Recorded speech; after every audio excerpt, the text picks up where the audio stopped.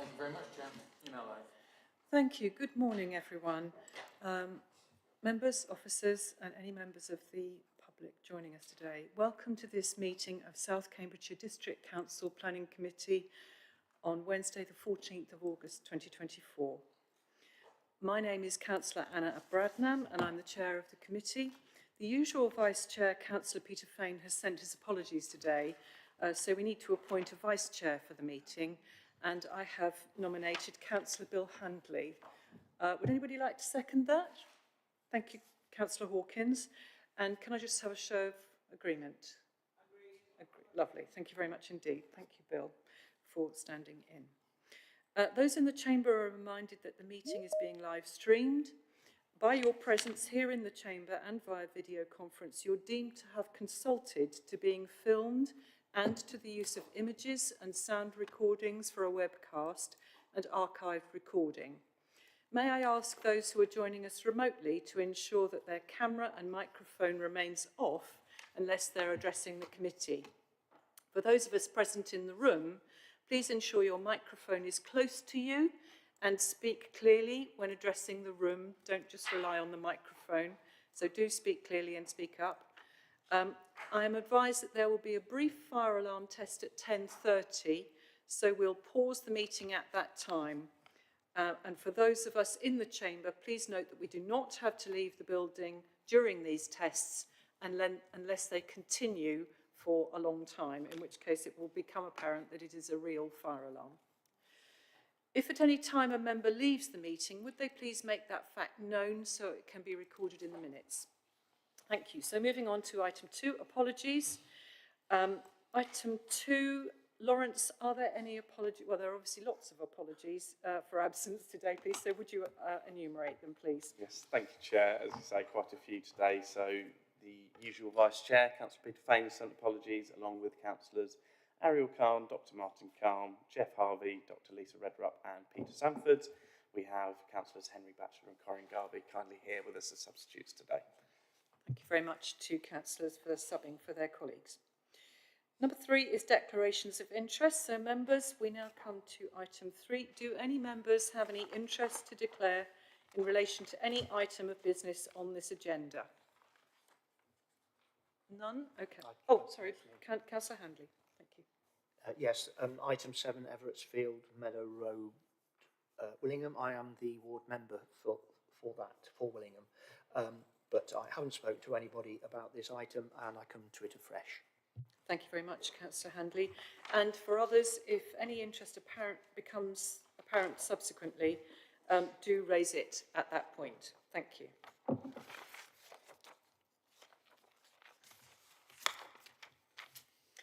So, item 4 is minutes of the previous meeting. They're not available yet, so we'll move on to item 5. That is the Planning Committee Review Project. And the committee is being asked to note the report.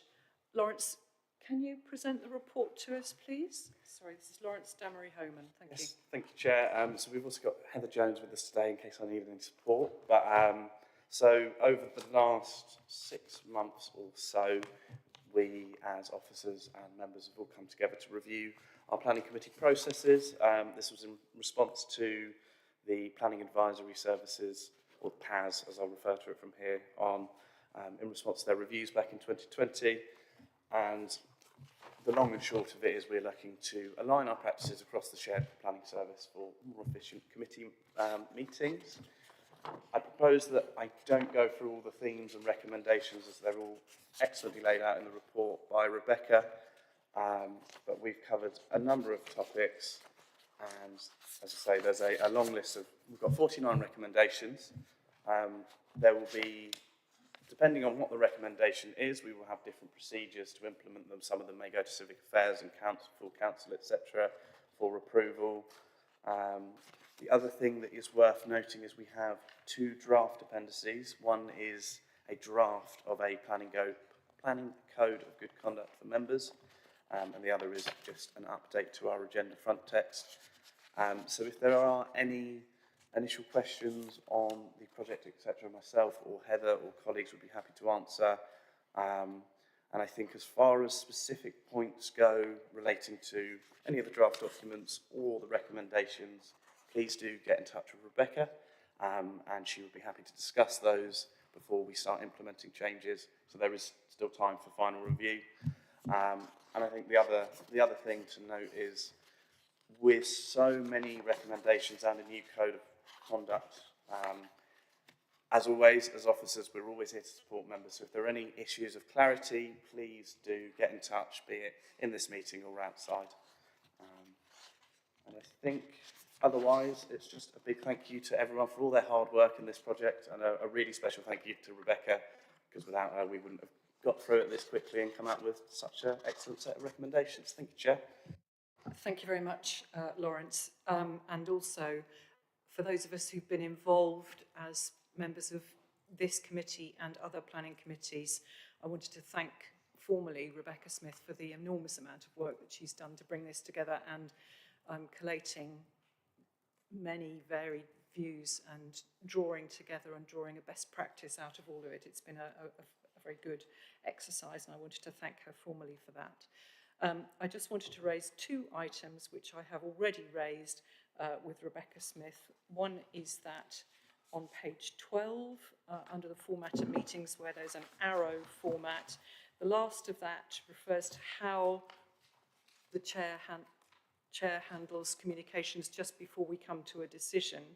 And that wording doesn't quite match the wording at recommendation 7 on page 9 of our agenda, which is what I believe is the correct way, which is at the end of the debate on each application prior to the vote, the chair should summarise the key issues the committee debated, and then the delivery manager confirms the officer recommendation. That's the way it makes sense to me. That is not what it says in the bottom of that diagram. I've raised that one. And the other one is that I've spoken to our legal advisor, Vanessa Blaine, about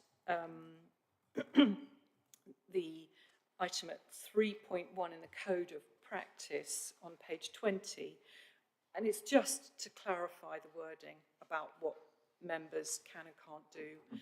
It's just slightly ambiguous to me, and Vanessa has agreed to take that away with Rebecca and confirm a clearer form of wording for that. But members, does anybody else have any issues to raise? Councillor Dr. Timmy Hawkins. Thank you, Chair. Good morning, everyone. Yes, I just want to say a big thank you to Rebecca and to the entire team of officers for the work that's been done on this. And also, of course, all the members who've attended the various meetings and made the suggestions and all that's gone with it. So, well done, everyone. Two things. Page 13, where we say written representations can be accepted if the person can't attend to speak. And it should be which recommendation? page 13.1, 2, 3, 4, 5. Bullet point five. Okay. Sorry. That, you know, those who can't attend should give representations by 12 noon 2 days before the meeting. Okay. Having gone through this myself recently, what if you fall ill the day before? You're intending to attend, but then you fell ill and you can't even send anything in. Okay. Then what happens? So you'd like some amendment around that? I don't know. I'm just suggest flexibility might be helpful. Yes, so I think, so this is with regard to someone who's registered to speak, they're unwell, can't make it on the day. So obviously we always try and accommodate via Microsoft Teams, give people a virtual option if they can't come in person. But I think it's one of those things, right? We will always do our best to accommodate our public speakers, be it take a written representation and read that out in the committee. You know, I think the thing to remember with all these procedures is there is always case-by-case context, chair's discretion, and again, at South Cambs, we always do our best to support our public speakers. Okay. As long as there's flexibility in that. Yes. Yes, as long as it's not rigidly applied. That's fine. In an unhelpful way. You said there were two things. Another just minor point, page 35, the very last line. We talk about planning can also help tackle climate change overall, seeks to create better places for people to live, work and play. What about study? We always have study. We seem to have missed that. Add study. So where would you like that in the list? Places for people to live, work, study, and play. How's that? How's that? Sounds good. Thank you. Good idea. I agree. Thank you. And if I can go back to the page 12, Yes. that the arrows, Diagram. there is, I don't know what you call this. Yeah, the diagram. Thank you. When we have, I know we have it here, but not in the city, where we can ask for clarification from public speakers. That is not shown here. Is that something that we're not going to be considering? So on that, so what will also come out of this review project is going to be a new public speaking protocol that will align the three committees. No, not public speaking. This is asking And so- the... was it? We've got officer presentation, Yep. questions of clarification, public speakers, chair's discretion, but after public speakers, shouldn't we have questions of clarification as well? For the public speakers For the themselves. public speakers, Yeah, yes. so again, because that is public speaking, it will come under the new public speaking protocol. I think the intention is, and don't hold me to this, is to have chair's discretion to continue to allow questions of clarification of public speakers. Public speakers. But this will all come in the forthcoming, the new public speaking protocol will clarify all this, and we'll make sure that's presented to the committee before it's adopted. And again, you know, with a lot of these recommendations, this report is an information report on the conclusions that we've drawn from the review project, but again, to implement various stages, there will be procedures, constitutional or otherwise, that we have to follow before we can implement things. Does that help? It does, thank you. Thank you, Tim. Thank you very much. Councillor Heather Williams. Thank you. Just on a couple of things that Councillor Dr. Tumi Hawkins has said, because I think on the timing, if people aren't able to make it and those representations, flexibility probably will be needed, because as well, we're allowing people to make written submissions up to a certain point. So anybody that's speaking needs time to be able to take that into consideration and potentially respond. So we might want to look at the timings there, whether there is a delay, some sort of difference in time schedules between the last submissions that could be made and then anybody that's speaking or giving a verbal representation, so they've had enough time to respond, and if they are ill, to be able to make it. And completely agree that it's really important that we can still ask questions of clarification. I don't think that should be at chair's discretion. I think that should be part of the process. I think If I could just finish, thank you, Chair, because we also need to make sure that it's understood by everybody that that's something that can happen. And it could be that we don't have questions, but if we have it at chair's discretion, that gives ambiguity as to whether it's going to happen or not. I think it should be as it is, that people can make representation. It's not just, it's the parish council, the applicant, because that's really important sometimes as well when we think about members of the public that are coming to raise issues or to speak on an application. They won't necessarily have the planning terminologies that officers do or even that we don't sometimes have. So being able to clarify is a really important part of that process to make sure that they are getting the best out of the experience and we are getting the best information. So I think it should be part of the policy that public speakers in planning, as Councillor Hawkins has said, that we can ask for questions of clarification. I don't think that should be a discretionary thing. I think it should be embedded as part of the process to make sure that it's then consistent. Thank you. Thank you, Councillor Williams. I'm sure that will be taken into account when we consider the public speaking policy. Councillor Richard Williams. Thank you very much, Chair. I've just got 2 points. One goes back to something I think you raised, Chair, which is paragraph 3.1 on page 20 about avoiding representing your ward or any local views where there's a disclosable pecuniary interest. Obviously, I understand that, why that's there, but I would like maybe a bit more guidance on on what happens around that, because it says rather blithely, in these circumstances, it's appropriate to ask another ward member to take on this role for you. Well, that's not Don't worry. This is necessarily a straightforward thing. Yeah. So it may be the same point you've raised, Chair, but I agree with you. I'll leave it at that. But I think some more guidance around that would be helpful. The other point I had is a different point. It's page 31, about member guidance on requests to refer to planning committee. So paragraph 5, final sentence there, it says, however, in deciding whether to make a call-in request, it's important that members consider their role and responsibility in the decision-making process.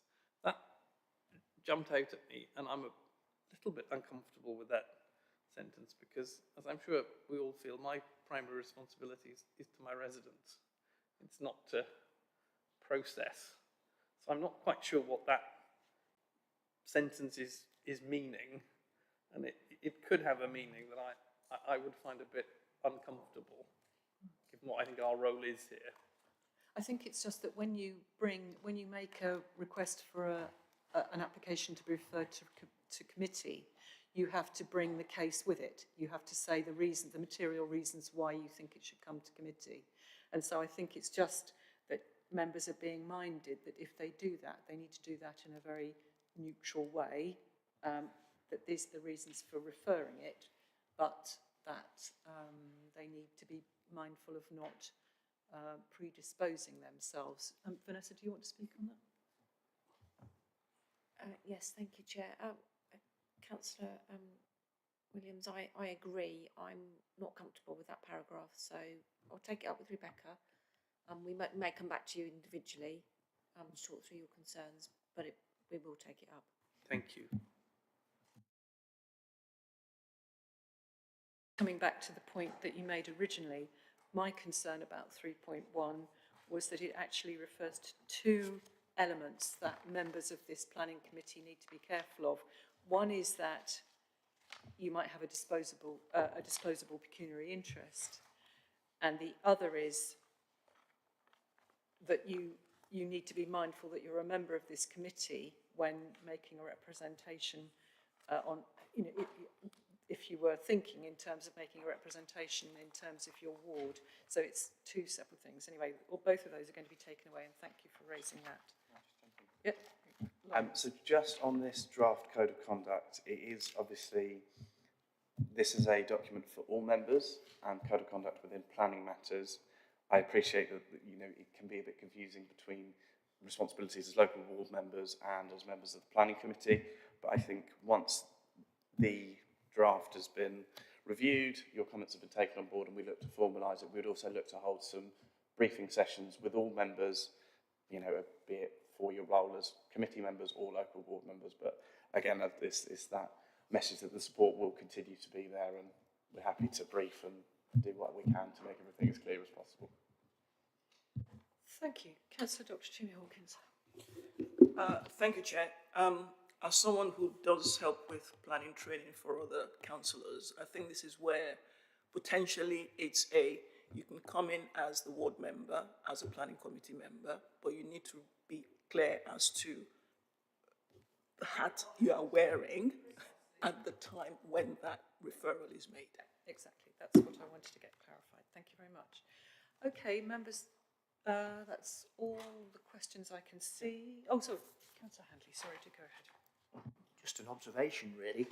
On page 9, 411 and R5, it says if any committee members have comments or questions on the agenda or the papers prior should make it known to the officers 2 days prior. I think that's a really good idea, and I hope that we can discipline ourselves to do it, to be honest, because it's going to make the meetings a lot more efficient if a lot of these questions are ironed out before we get here. Yeah. Thank you very much. Okay, so we are requested to note the report, so we've given some thoughts and suggestions and items for further clarification. So thank you very much, members. So with that, we move on to item 6.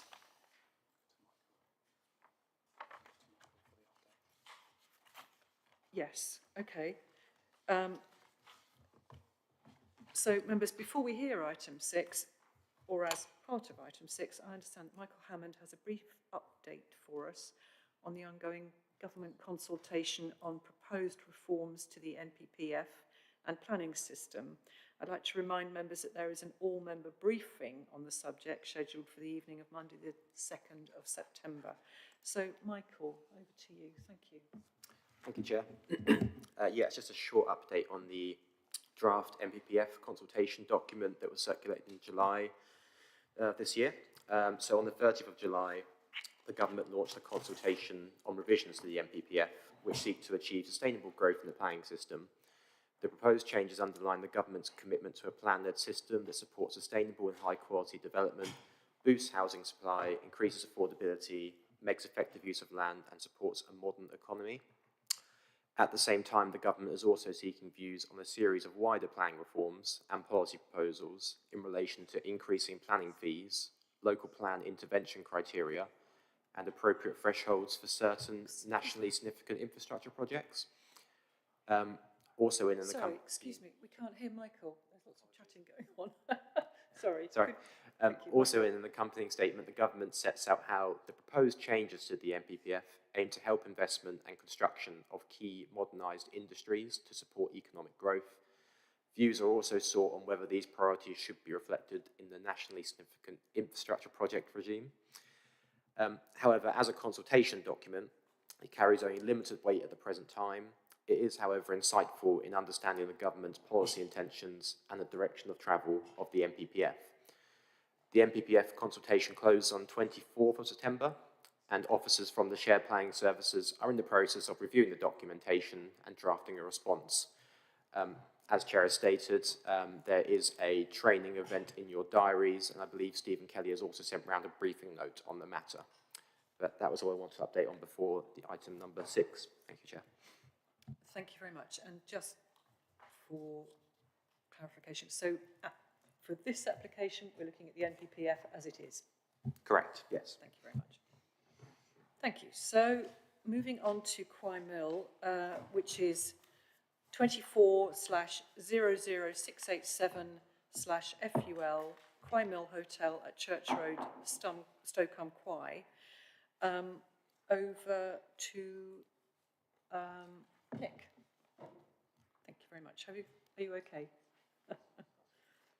Nick, on the left speaker, and then that should work.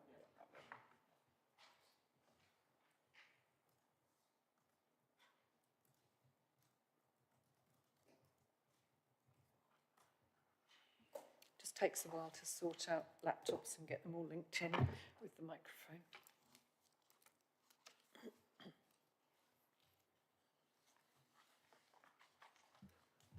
Thank you, So Chair. our presenting officer is Nick Yeager. Thank you very much, Nick. Thank you. This is an application at Quai Mill Hotel, Church Road, Stoke-on-Quay. The application is for extensions and alterations to hotel to provide additional bedrooms and associated facilities, including extension to restaurant and spa and gym, demolition of outbuildings, single stories extensions on the northern elevation of the main building, creation of an opening of southern elevation of the Quai Mill building, and removal of internal walls and fabric to enable alterations and enhancements to Quai Mill and Mill House together, with associated car parking provision, landscaping, and associated infrastructure.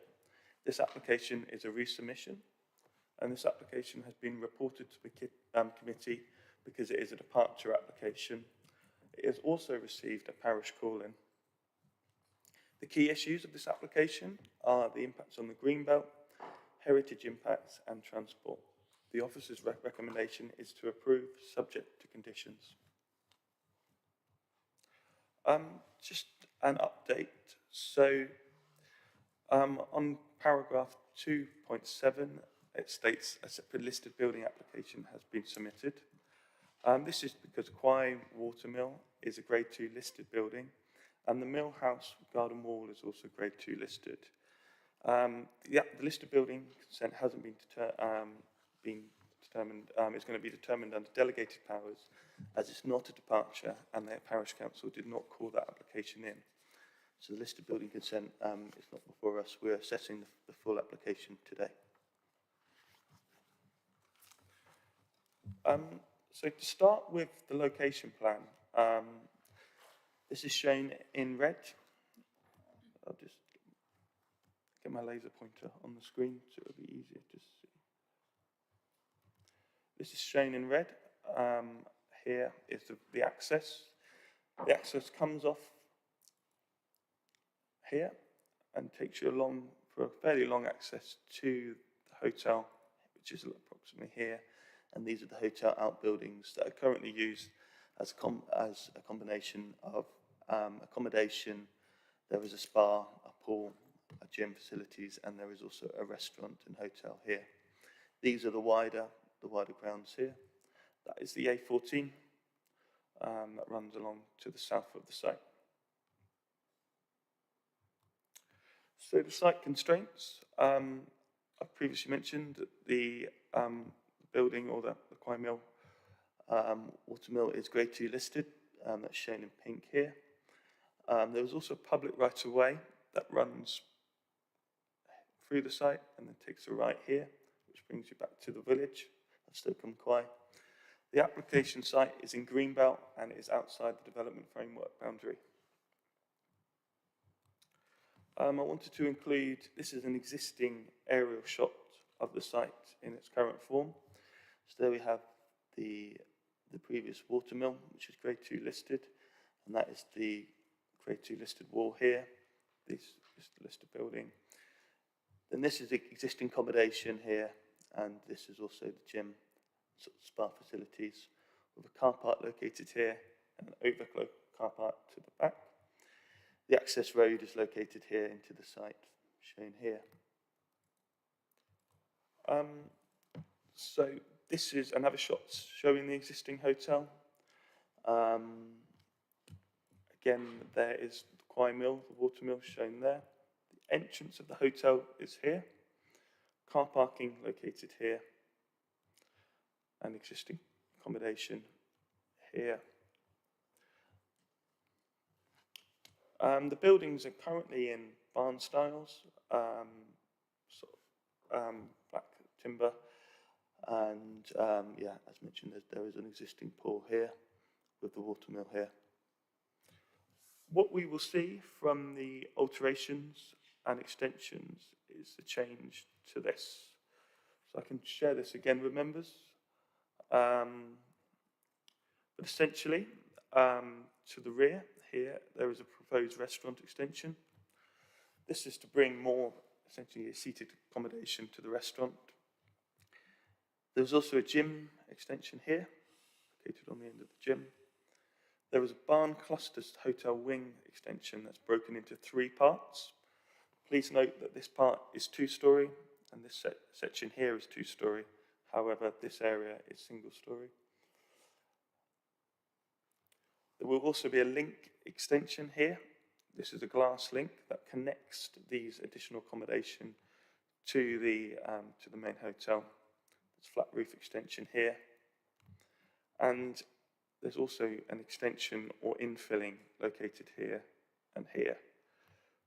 Please note, I'll just go back to the first slide, that essentially these extensions, these will bring these 3 barn-style accommodation into the front of the car park, approximately where my cursor is. And I also wanted to mention that this building here is going to be demolished in order to make these infill-like extensions here.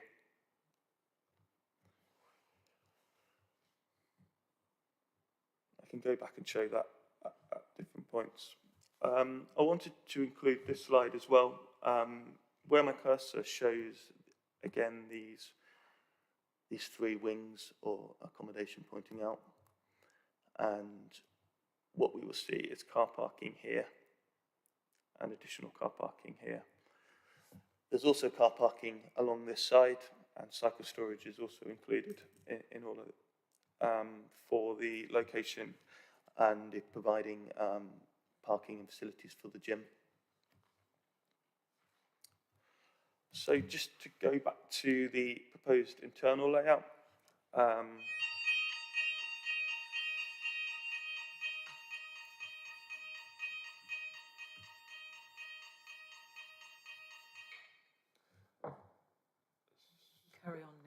Thank you.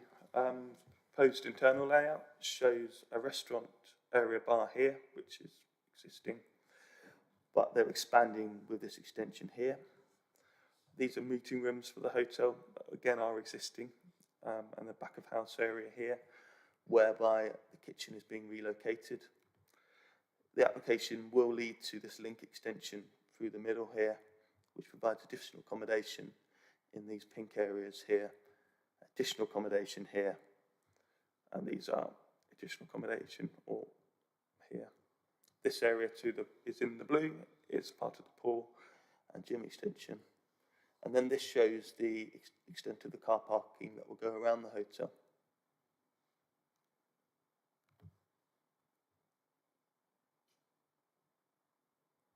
Sorry, if you're worried about the lights, they carry on flashing for a bit. But don't worry. This is a ground floor plan, showing the layout again. These areas located in pink are disability access rooms that are being provided as part of the accommodation. And this is the first floor plan. So these elements here are existing, and these elements is new and provides first floor accommodation here and here. The rest of these wings or extent will remain as ground floor. I'll just go into a bit more detail on the extensions and the works. This is a restaurant extension. So if I go back, this is this area here. And it's a flat roof, single story extension with a green roof located on top. This has been connected onto the Grade 2 listed building here, and it's to provide the hotel with additional restaurant space. This is another slide showing the extent of the extension, which is here. Currently, the restaurant accommodation is only in this area, so fairly small, but with the proposed works, it increases it. Allows members of staff to pass either side and get to this area here. This is a visual of how the restaurant extension will look in relation to the listed building that's set behind it. So this is the gym extension, which is again a single story extension located off the gym. It will be matched in similar materials to the existing buildings. This is another visual shot of the gym extension, which is here. And used with the black fibre cement weatherboarding and a slate roof. And that's a visual of the gym extension. So these are probably the most substantial of the extensions are this front hotel wing. This is single story, 2-story, and that's 2-story here with a single story element here. The proposed car parking is located in front. What's good about the design, or it's been broken up into 3 parts which vary height and scale. Why this is really important is it helps to protect the openness and the rural character, and also the listed building located behind it. These 3 extensions are connected by link extensions, which are these glass bits that are just pointed where my cursor is here and here. There's also a link extension that takes back to the hotel. This is another shot showing those front wings, if you're looking straight on it, and that's the Grade 2 listed building located in the back. It's been designed in a manner which we think respects, again, the rural character, and it's in sort of the agricultural barn or style of appearance, which is subservient in the landscape and protects the openness of the green belt. And then these are some side extensions showing the varying of height of this front extension. Here's a visual shot showing the extensions or visualizations that have been submitted. This is standing from the car park. And again, this is slightly moving over, but again, seeing these extensions. And looking straight on, but slightly up, that shows the new hotel entrance. In the foreground and in the background, the listed building. I just mentioned there's gaze links as well, which connect these elements.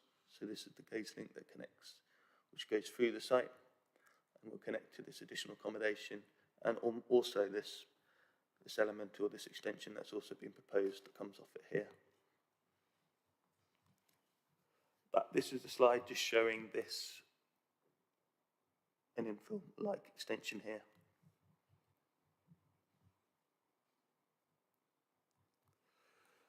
So this is quite a large increase in Greenbelt terms, which is why it's a departure. The number of bedrooms will increase from 51 to 96, and the floor area is set to increase by 2,466 metres squared to make a total new gross internal floor space of 5,899 metres squared. So the very special circumstances why this is allowed in Greenbelt is the viability they provided, a viability report which confirms that the profitability is less than 5% of turnovers, which is well below the typical 20% profit of regional or other mid-scale hotels.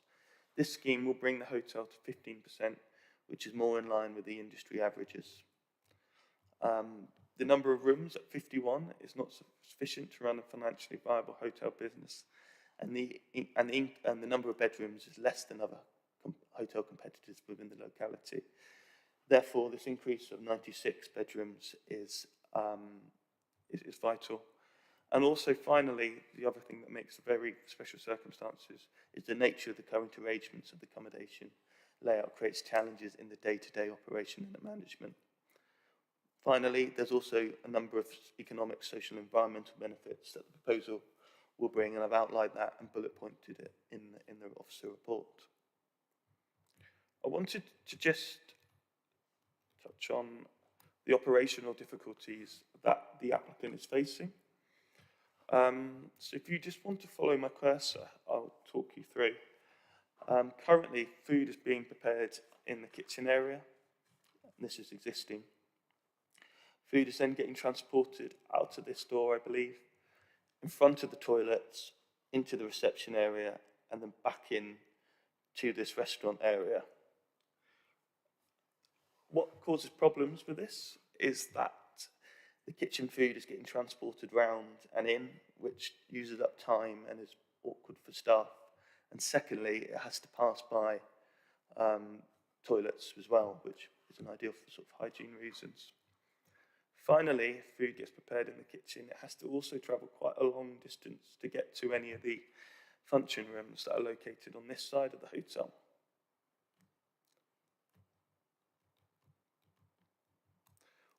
What this scheme will bring is, if you follow my cursor again, where the kitchen was located, it's now been moved over onto this side. This means that the food can then get transported from the kitchen here and straight into the restaurant and restaurant extension here. I believe that the restaurant can struggle at times with capacity existing, but with this proposal, they will be able to accommodate a larger capacity hopefully, will be able to have all the staff, all the residents, all the guests staying will be able to enjoy the restaurant and won't be over capacity at peak times such as breakfast. Another point about having the kitchen here is it's away from the toilets, which we previously saw. It's closer to the restaurant, and it's also closer to these meeting rooms around the corner here.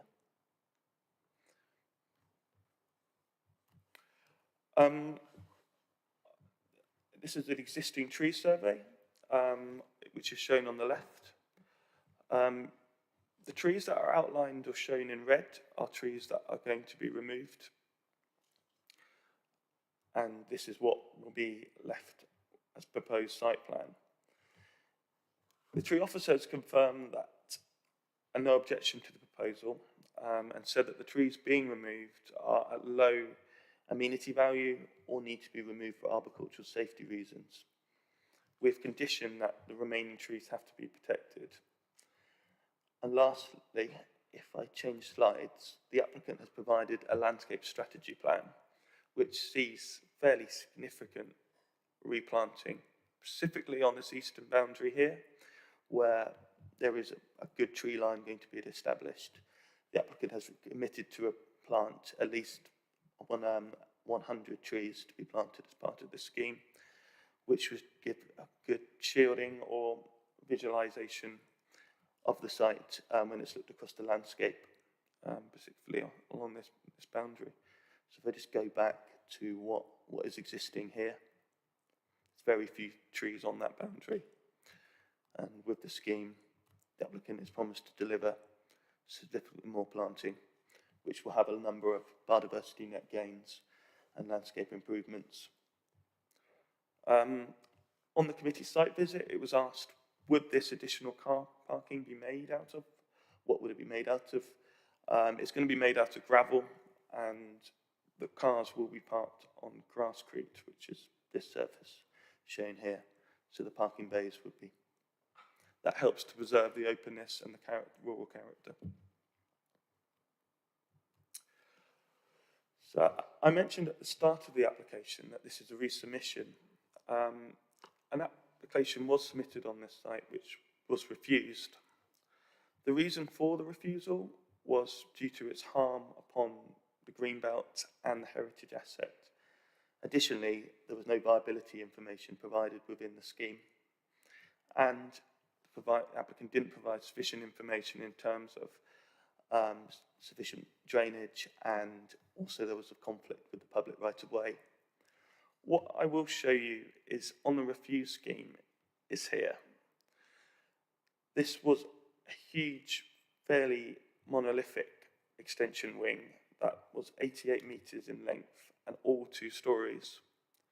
If I now, with my cursor up here, this is what we have with us today, and it's been broken up into these 3 parts which respect, much more respectful in scale and massing, rather than a large urbanising block. This is really important because it helped the application become acceptable in the openness of the greenbelt and its relation to the heritage asset. It also reduced the size of the extension to here, so it did not conflict with the public right-of-way. And lastly, the applicant provided viability information and additional information in relating to the surface water drainage. The applicant engaged with us as part of the pre-app process in helping to get to this scheme that's before you today, shown on the right, which I think was really beneficial as it certainly improved the scheme from what was refused here to what we're supporting today. The Parish Council have objected to the scheme. The Parish Council have said they are supportive in Quay Mill making changes to the hotel as outlined in the plans. However, the Parish Council had grave concerns about the capacity of the sewage system being able to cope with the additional sewage created by the additional rooms, and therefore objected to the proposal without the ability for Quay Mill to be able to treat the sewage on site. The Parish Council also then raised concerns about the increased traffic using the hotel driveway, and this may impact on the cyclists using the cycleway. As I've outlined in the report, in terms of sewage, the Anglia Water and the Environment Agency have both confirmed that there is sufficient sewage capacity at the Tevisham Works to accommodate this development. So our technical consultees of Anglia Water and Environment Agency differ to the Parish Council. We've also conditioned that foul water details will need to be provided, and we've also included a condition on the regular emptying of the hotel's septic tank. We've also included then the informative suggested by Anglia Water to make sure there is no harm to the sewage system, and as Anglia Water and Environment Agency have confirmed, we do have capacity at Tevisham Waste Recycling Centre. The Parish Council have also raised concerns, including the increased traffic on the hotel driveway. We have the Highway Authority with us today, so if there's any questions on that. However, I can advise that the Highway Authority do have suggested sufficient mitigation measures, including improvements to the passing facilities along the hotel access to ensure that there's sufficient opportunities for highway users to pass each other at present, and improved signage and lining along the hotel access to clearly signify the access road as a shared space and indicate to drivers of motor vehicles that vulnerable users are likely to be present along the road. Therefore, the County Council have confirmed a no objection, and we've conditioned those mitigation measures. I just also mention, other than the Parish Council objection, none of the other specialist technical quantities have objected to the application. So this is the final slide, and in the planning balance, the economic why, and these are the why officer recommendation is for approval, is the economic benefits by making the hotel a viable business. The very special circumstances for the development have been met. It's an acceptable design, scale and massing to preserve the openness of the greenbelt. It'll bring the listed building into the optimum viable use, acceptable in highway safety terms, significant landscape improvements, 100 trees to be planted, biodiversity net gain, which would result in a 22.1% increase for habitable units, and with the change to the management of the hedgerows, resulting in a 78.6% increase. There's improvements to the accessibility as well, with more accessible rooms, and improvement to sustainable travel. I want to also mention that the applicant has been on this scheme to the disability panel that was on the previous resubmission. The applicant therefore incorporated some of the comments in relation to the improvements to the accessibility from the disability panel into this scheme. The reasons for refusal in the planning balance would be the loss of the trees to the development, and this has caused some minor end of harm to the character, and the scale and massing of the proposal was a large extension noting the contents of the greenbelt and the surrounding countryside.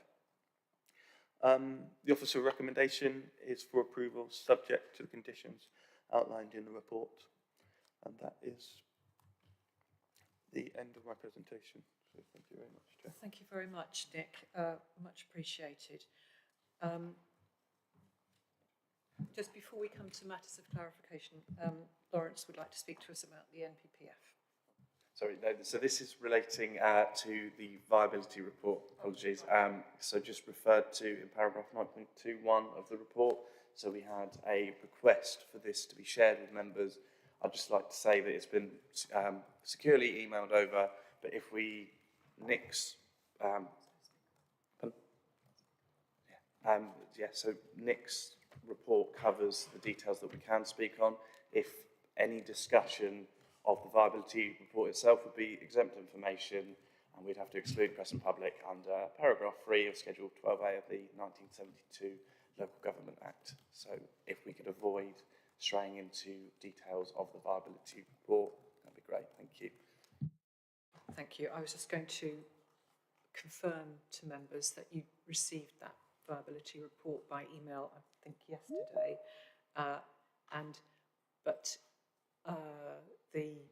if we go beyond what is in our current case officer's report, we would need to go into confidential session, which we can do, but shouldn't be necessary. It was simply for your information, and I would ask members to delete that item after this committee. Thank you. Right, so any matters of clarification for Nick Yeager, the case officer? Councillor Henry Batchelor. Yeah, thank you, Chair. Two quick questions, if I may. Firstly, so just going back to the question around sewage that I know the Parish Council have issue with. Just so I'm absolutely clear then, so at this stage we're not sure what the applicant is planning to do with the sewage, but whatever they do would have to be agreed prior to this development, should it be approved, and Anglian Water have said if they want to put it straight into the sewage system, then they have capacity. That's question one. Thank you, Henry. Essentially, yes, we've conditioned the foul water drainage and conditioned also details of the septic tank. Anglia Water and the Environment Agency have confirmed that they have got sufficient capacity for the sewage treatment at Tevisham Wastewater Recycling Centre. Therefore, they have not objected to the scheme and confirmed a no objection. We've also included the informatives and the relevant information that Anglia Water have said as informatives, and these should be made for the applicant to be aware to contact or liaise with Anglia Water in any event. Thank you. Thank you very much. I think reading the comments. Sorry, did you have two hands? Yes, I did, yeah. Okay, no problem. It's a very quick one. It might be a question for the legal officer more than anyone else. In part of the presentation, we heard about some operational difficulties of waiting staff having to carry food from the kitchen past the toilet and around an awkward corner. Can I just double check, are operational difficulties a material consideration that we can actually, put weight against? Because it's the first time I've heard of that. So I just didn't know from a planning point of view whether that was something we could consider in our judgment when we come to a decision. I can answer that. So the very special circumstances are essentially the viability. Secondly, that they've demonstrated that they've got lack of rooms compared to other competitors. And thirdly, they've also said operational difficulties. The combination of all these three matters acquaints to officer of support of giving this an allowance of the very special circumstances. So yes, it is given weight in the planning balance as outlined in my report. Thank you. So that's all three together given weight in the planning balance. Thank you. Councillor Dr. Toomey Hawkins. Thank you, Chair. Thanks, Nick, and for arranging this site visit, which was quite useful actually, just to see everything and be able to see the issues that have been raised regarding operations and everything else that goes with it. One of the things that I know the parish council is concerned about was the use of the public rights of way and its potential. Now, obviously, highways haven't said anything, or the county people who deal with that sort of thing haven't made any objections. But I wouldn't mind hearing from them directly if that's an issue that they deal with and why they think it's okay. There is a condition, is there not, about the public rights? No, there is, but I think it would be good to hear from them directly. Okay. Just to make do you sure want that to we seek are clarification. Yeah, clarification from them. Okay. So We have got the county yes, council I was here. going to say we have Jez Tuttle from the county council. Can you speak to us about the public right of way? We're talking about the footpath initially, but people may wish to refer to the the national cycle route along the access road as well. And sorry, if I can add to that, the traffic concerns. Yep. Okay. Hang on.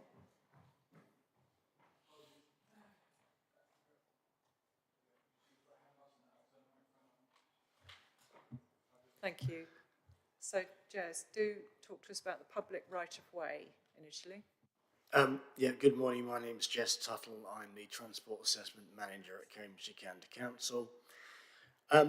In terms of this application, obviously any new traffic on a right of way will always take our interest, and we did have some queries about what the implications are for additional hotel traffic on the rights of way, particularly as we've got a scheme there for the Bottisham Greenway, which is a cycle and walking scheme which facilitates journeys into Cambridge. So putting all those into the mix, we did have to look at this in quite considerable detail and see whether we thought that the conflict between vehicles and cyclists was going to be sufficient to cause us concerns in terms of safety.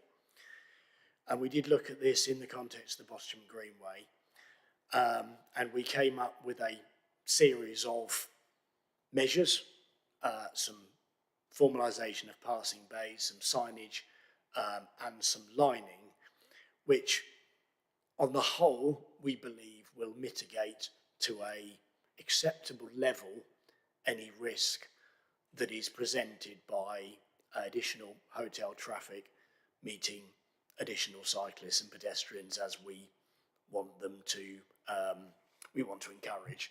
So in that respect, we are satisfied the risk has been minimised to an acceptable level. Thank you. Could you also just talk a bit about the public right-of-way across the field that goes through the corner of their land? Unfortunately, I, not being a rights-of-way expert, I probably ought not make any comments. I don't know whether we've got anyone from the rights-of-way team in today. What a condition informative 6 about the right-of-way. Okay, right, we'll leave that for the time being, unless you have any further questions, Councillor Hawkins. No, that's fine, thank you. It's just, it's important for us to actually be able to understand that, you know, the analysis that has been done by the transport experts. My understanding is that the improvements that Mr. Tuttle has explained with regard to the access road cover the fact that the National Cycle Network goes down there through to between Stowe and Cambridge. Yes. Corinne Garvey, Councillor Garvey. Yes, I've walked in this area quite a bit, and to the south of the site, I believe there's a tunnel under the road that cyclists and walkers use. I don't see it marked on there at all. Would you know anything about it? Sorry, can we have the diagram on so we can actually see, please? Nick, could you put up the slide that you had of the public right-of-way and the A14 so that we can see what we're looking at? That's why I mentioned that this takes account of the fact that it is the National Cycle Network number 11, I think. I might be wrong there, but that goes underneath the A14.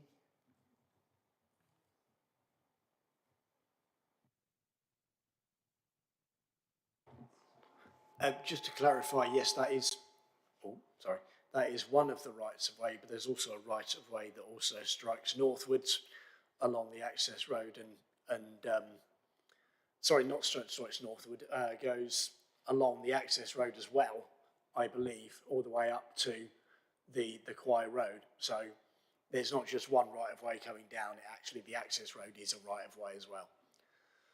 I think the point is the access way is expected to give access for cycles currently, but the blue line on there marks a footpath, which I think is going to, the plan is to upgrade it as part of the Bottisham Greenway. But currently that is the arrangement at present. Did you have a particular question, Councillor Garvey? Just clarification.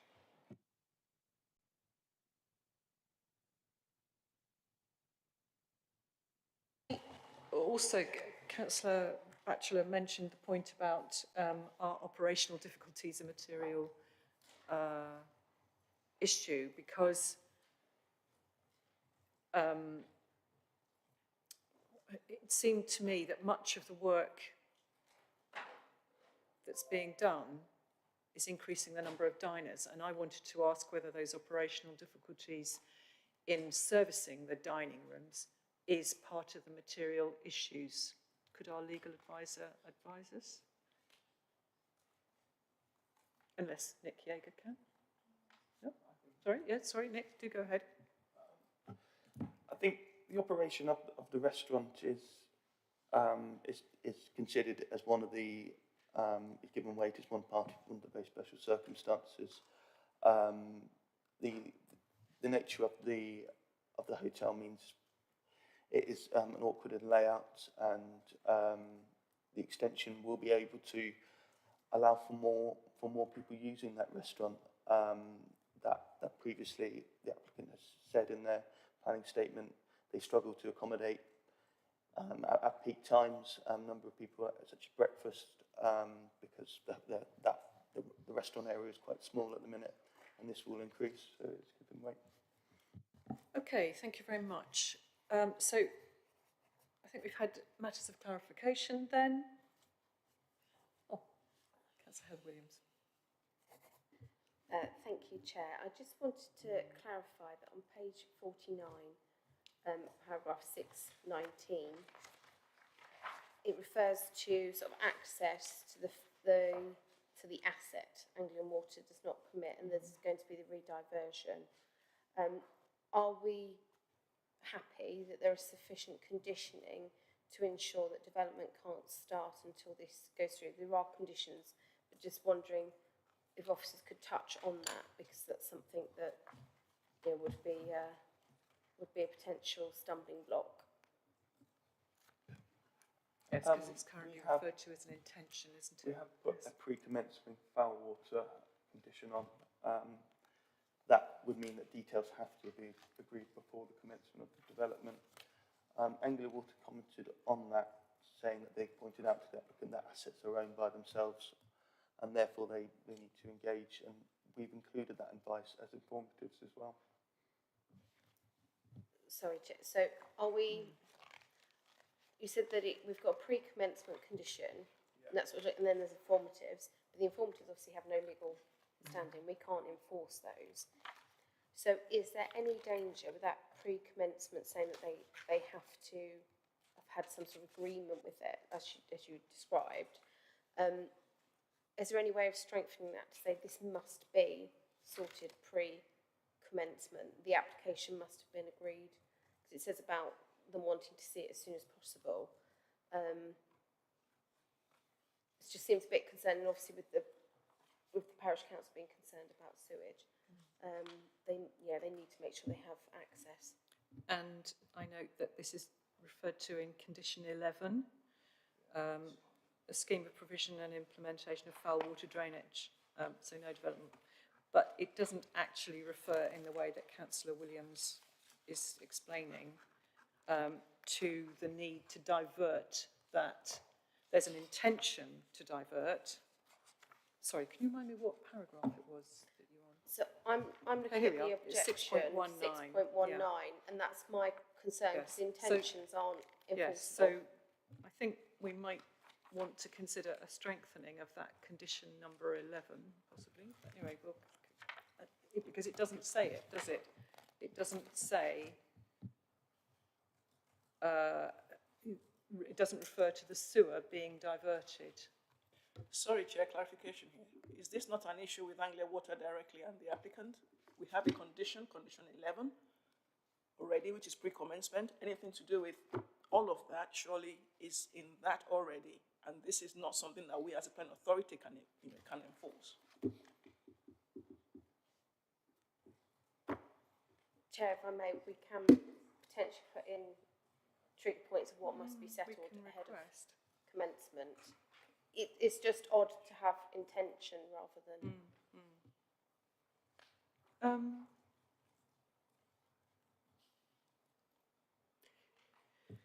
Perhaps we can wait until the applicant speaks. Yes, let's wait until we've heard from the applicant, and maybe we can consider whether that's something that might need to be addressed in more detail. Okay, so with that, can I ask, thank you very much, Mr. Tuttle. Can I ask Andrew Fillmore from Pigeon, the agent, to sit at the table? You're a very long way away. Sorry, thank you.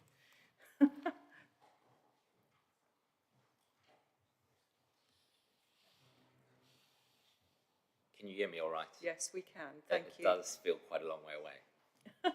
Yes. Can I start? Yes, please do, in your own time. Thank you, Chair and members, for the opportunity to speak this morning. The Kwai Mill Hotel and Spa currently employs 37 full-time equivalent staff. A review of the historic business accounts indicates that despite strong top-line revenue performance, the control of operating costs, and an ongoing cycle of investment into the hotel to maintain quality levels, the business has struggled to remain viable. The operation of the hotel is severely compromised by the physical constraints of its size and arrangement of buildings. The number of rooms at 51 is not sufficient to run a financially viable hotel business. Moreover, the ad hoc nature of the accommodation layout creates challenges in its day-to-day operation and management. Simply put, the hotel is a high ratio between staff and guests in comparison to other competitor hotels, which benefit from having more than 100 bedrooms. A review of the future trading potential, accounting for the proposed increase in rooms and associated adjustments to the facilities, indicates operations would benefit from economies of scale, driving cost efficiencies and smoothing overall losses. Projected profitability levels, while still modest, are more in line with industry averages. This proposal will enable the hotel to compete in the local market and deliver a wide range of social, environmental, and economic benefits, including but not limited to retention of current staff and the creation of 20 new full-time permanent jobs, protecting and enhancing heritage assets, including better revealing the water wheel, accessibility improvements for all guests with the installation of 2 lifts and the provision of accessible rooms as supported by the disability panel, encouraging sustainable travel through the provision of dedicated covered cycle parking, including for cargo bikes and charging for electric bikes, half of all new car parking to benefit from EV charging above policy requirements, biodiversity net gain of 23% for habitat and 89% for hedgerow above policy requirements, landscape enhancements, including tree planting along the boundary with Kwai Village, reducing light pollution through replacing high-level car park lighting with low-level lighting, carbon reduction of 28% against the baseline requirements, which exceeds policy requirements, water efficiency measures which exceed policy requirements. In summary, this scheme, which is largely on brownfield land, respects the Greenbelt, exceeds numerous policy criteria, and will support an existing local business, justifying very special circumstances. Thank you. I'm happy to take any questions you may have. Thank you very much, Mr. Fillmore. Does anybody have any matters of clarification for the agent? Oh, thank you. Councillor Heather Williams. Through yourself, Chair, obviously the applicant would have heard the question that I just asked. Perhaps you might want to comment on that. Address the question about whether there's an intention to propose an alternative to the sewer arrangement before commencement of construction.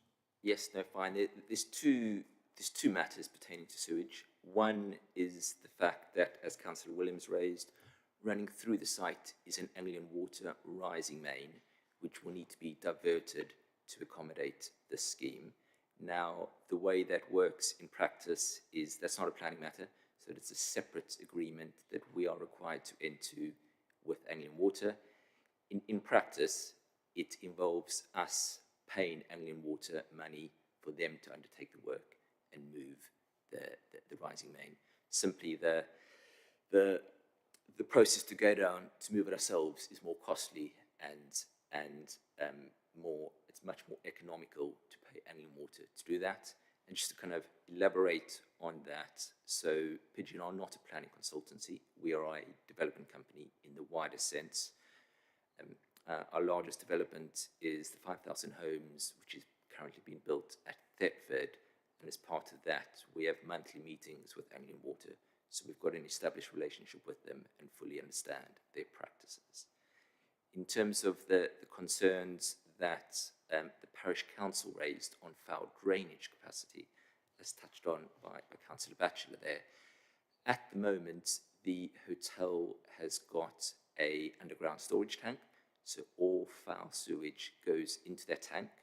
It is then pumped via private treatment plants up into the village, into the manhole at Church Road, and then onwards there into the Tevisham water recycling station where it is processed. As touched on in the consultation response, Anglian Water have confirmed there is sufficient capacity in that water recycling station to accommodate the network. Parish Council have obviously made a suggestion about treatment of the sewage on site. We've looked into that. That's unfortunately not possible. So the way it works is potential for a septic tank or private treatment plant, we would require a license from the Environment Agency. We would not obtain that license because it's in a hierarchy of how sewage is treated. Firstly, at the top of the hierarchy to the Anglian Water Network, and then kind of treatment plant and septic tank.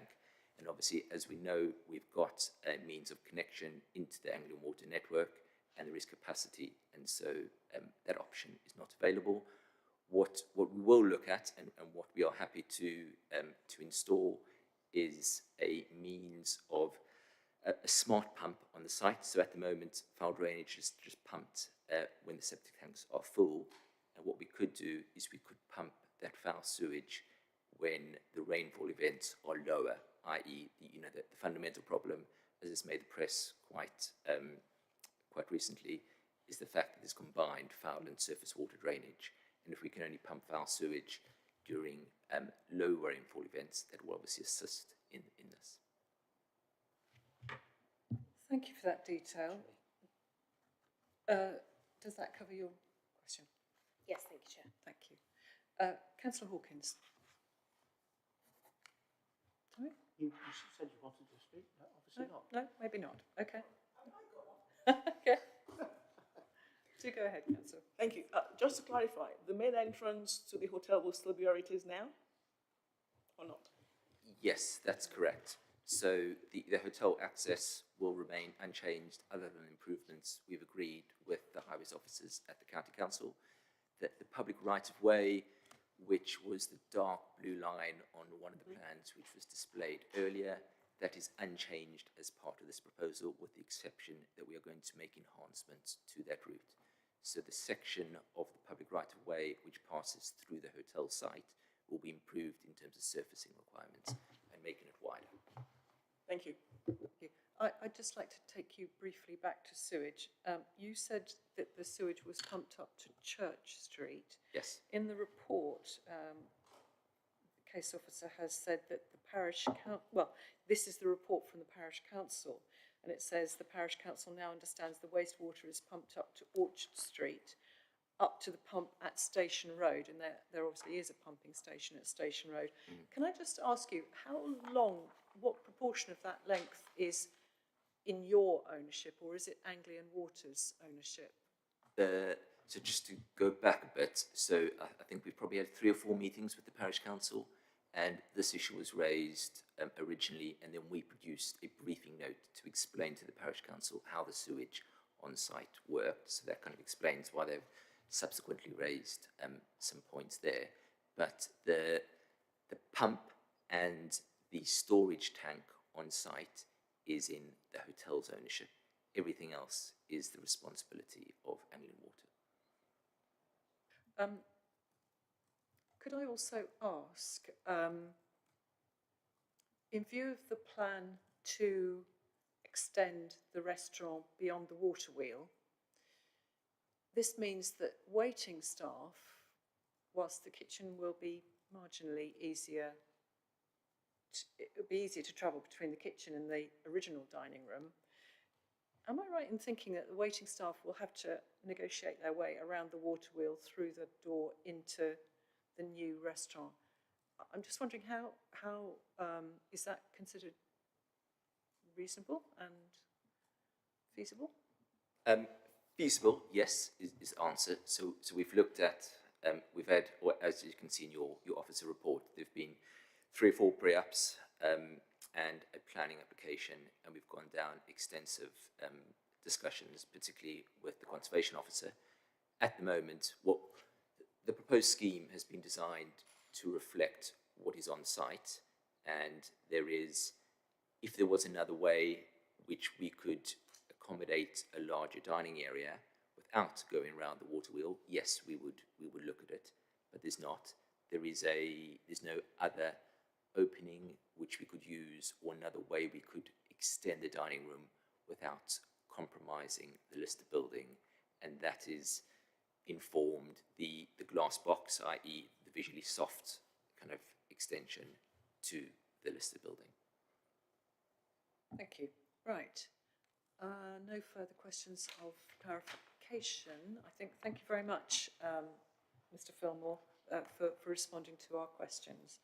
So, members, I'm going to open this up to debate. Would anybody like to start off? Yes? Is the parish council not represented? They haven't. They called the matter in, but they were not able to. Is a call in by the parish council? They should have sent someone. I know they should, but they haven't. So let's commence with debate. If nobody else wants to, I will raise a couple of things. One of the... Tumi said. Sorry, okay. Tumi, would you like to go first? Thank you. Obviously, this is quite a detailed application. Thank you to the officers and the applicant for the way in which they've cooperated to come to this position. It was good, as I said earlier on, to have the site visit to see how it operates now and what the proposal will do to help the business operate in a more efficient and cost-effective way, which is the point. I mean, we support small businesses. They are the key industry that holds up our economy here. I know there's life sciences, but let's leave that to one side. It's important for the future for this business to be able to, compete on a more even platform than it does at the moment with everything else, in that industry.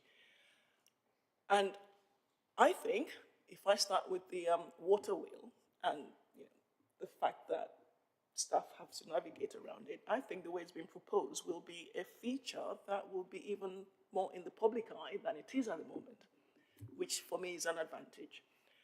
And the way in which the buildings have been broken up into the single story, the two-story, that now is more characterful, means that the impact on the green belt, from my viewpoint, is not as much as perhaps the previous one was. So in those terms, I think, it's a good design that's been brought forward.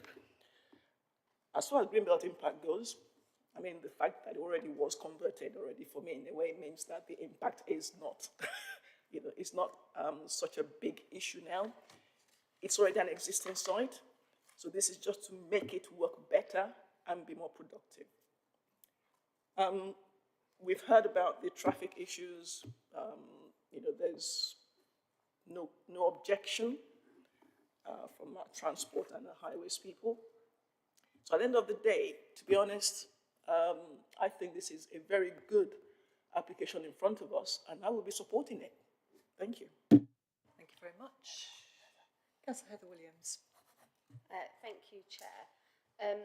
I think many of us sat on committee, particularly when we first came back after COVID, and there was applications about pubs, change of use and residential, and we were worried that that was a trend. And we have to accept that the hospitality sector has had a very difficult time over the last few years. So it is good that we've got a business coming to us that wants to expand and wants to help secure some future. And I think that in itself is something that does need to have significant weight for the economic development of our area, because this has been referred to as life sciences, as agriculture, as all these things, but hospitality is a big part of the local economy here. I think that there has been significant improvements between applications, and I think the parish council as well acknowledged that the developers have taken and the applicant has taken time to incorporate their views, which, to be honest, should be applauded, because we don't see it often enough, to be honest, at applications that come forward. I can understand the parish council's concern with some of the recent experiences, but as we've heard, there is a conditioning in place to deal with it. If there is a response to my earlier clarification, that would be great, but I realise it might not be something that can be done through this process. Just thought it was important to flag and have that issue raised. So we do need to accept it has impact on the green belt, but I don't think it has a detrimental impact on the green belt. I think it's to create sustainability of a current business. If this was to put a brand new application there, then that's a different situation. So I'd be happy to support the application and hope that those final few things can be addressed in some way or another. Thank you, Chair. Thank you, Councillor Williams. Can we just take advice on the reference to the sewer Which being may be diverted beyond our before? control. Yes. So can I just ask if that is beyond our remit, or can we condition that?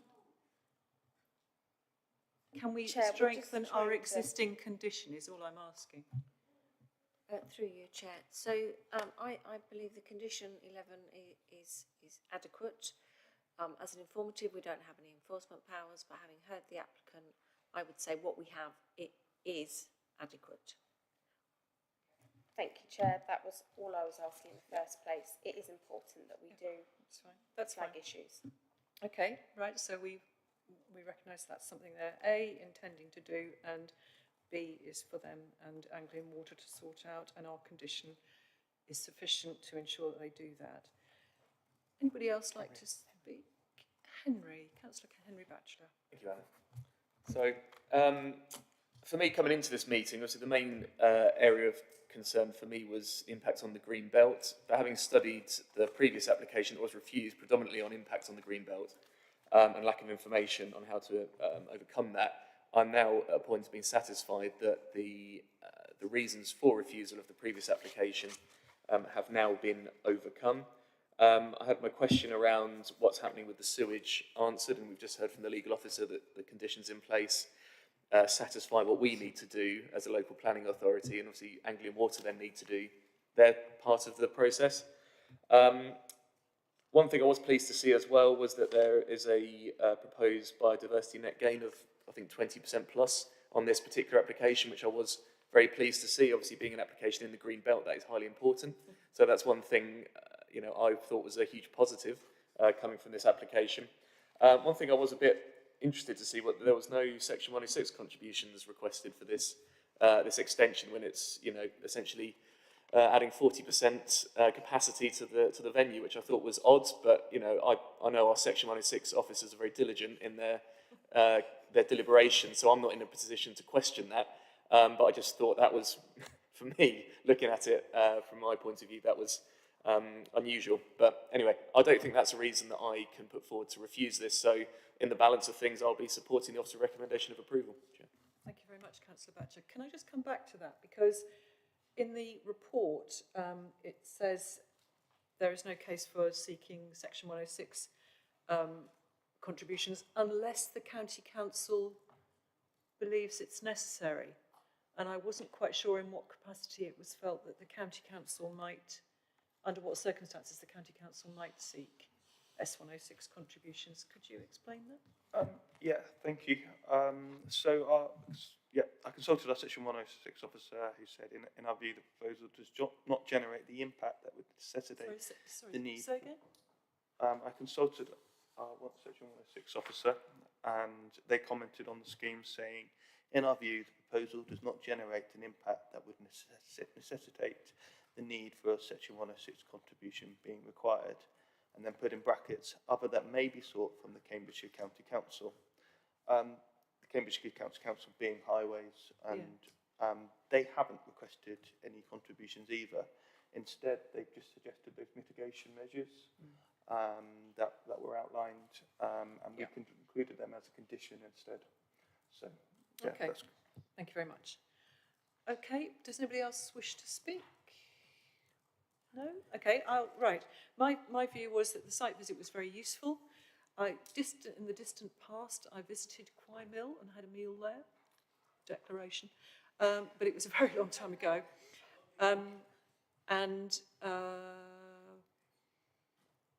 What I'm aware of is that the hotel does have some operational difficulties between servicing a big sort of like wedding venue as well as its restaurant.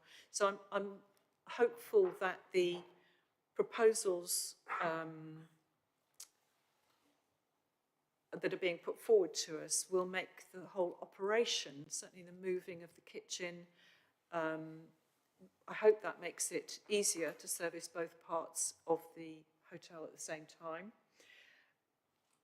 In terms of the heritage asset, I think, you know, you're doing a good job of trying to make the most of the building and retain views where you can, and respecting the rather lovely building that's there and making the most of it as well.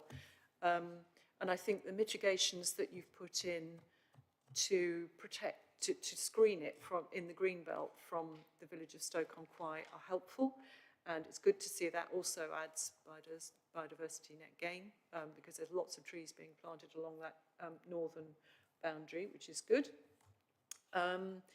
In terms of the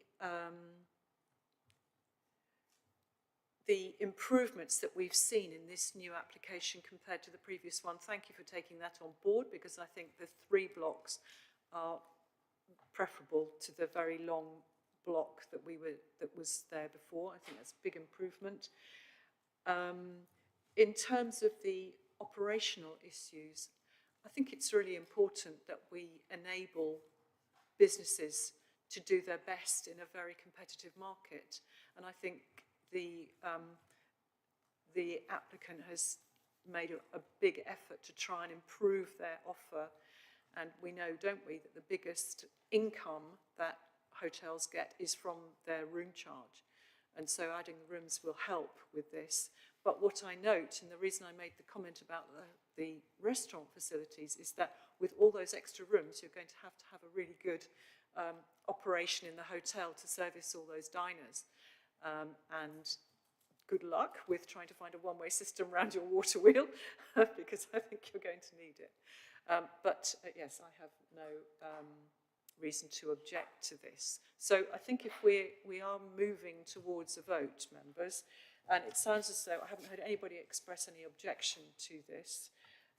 So can I ask if you're happy that we move to a vote? I suggest we do. Yep, okay, we propose to move to a vote on the recommendation. I'm happy to second that. Unless anybody else would like to second it? No, I will. Okay, so can we take it by affirmation, members? Agreed? Lovely, thank you very much indeed. So thank you very much, gentlemen, for coming along. I hope that makes your lives a whole lot easier. In the long term, it'll be more difficult in the short term, but thank you very much for coming along and making your representations. Thank you. And thank you to the Highways Officer for coming too. Yeah, members, would you like a 5-minute break before we move on? Yeah, okay, so it's 11:28 now. If we say we'll come back at 25 to 12.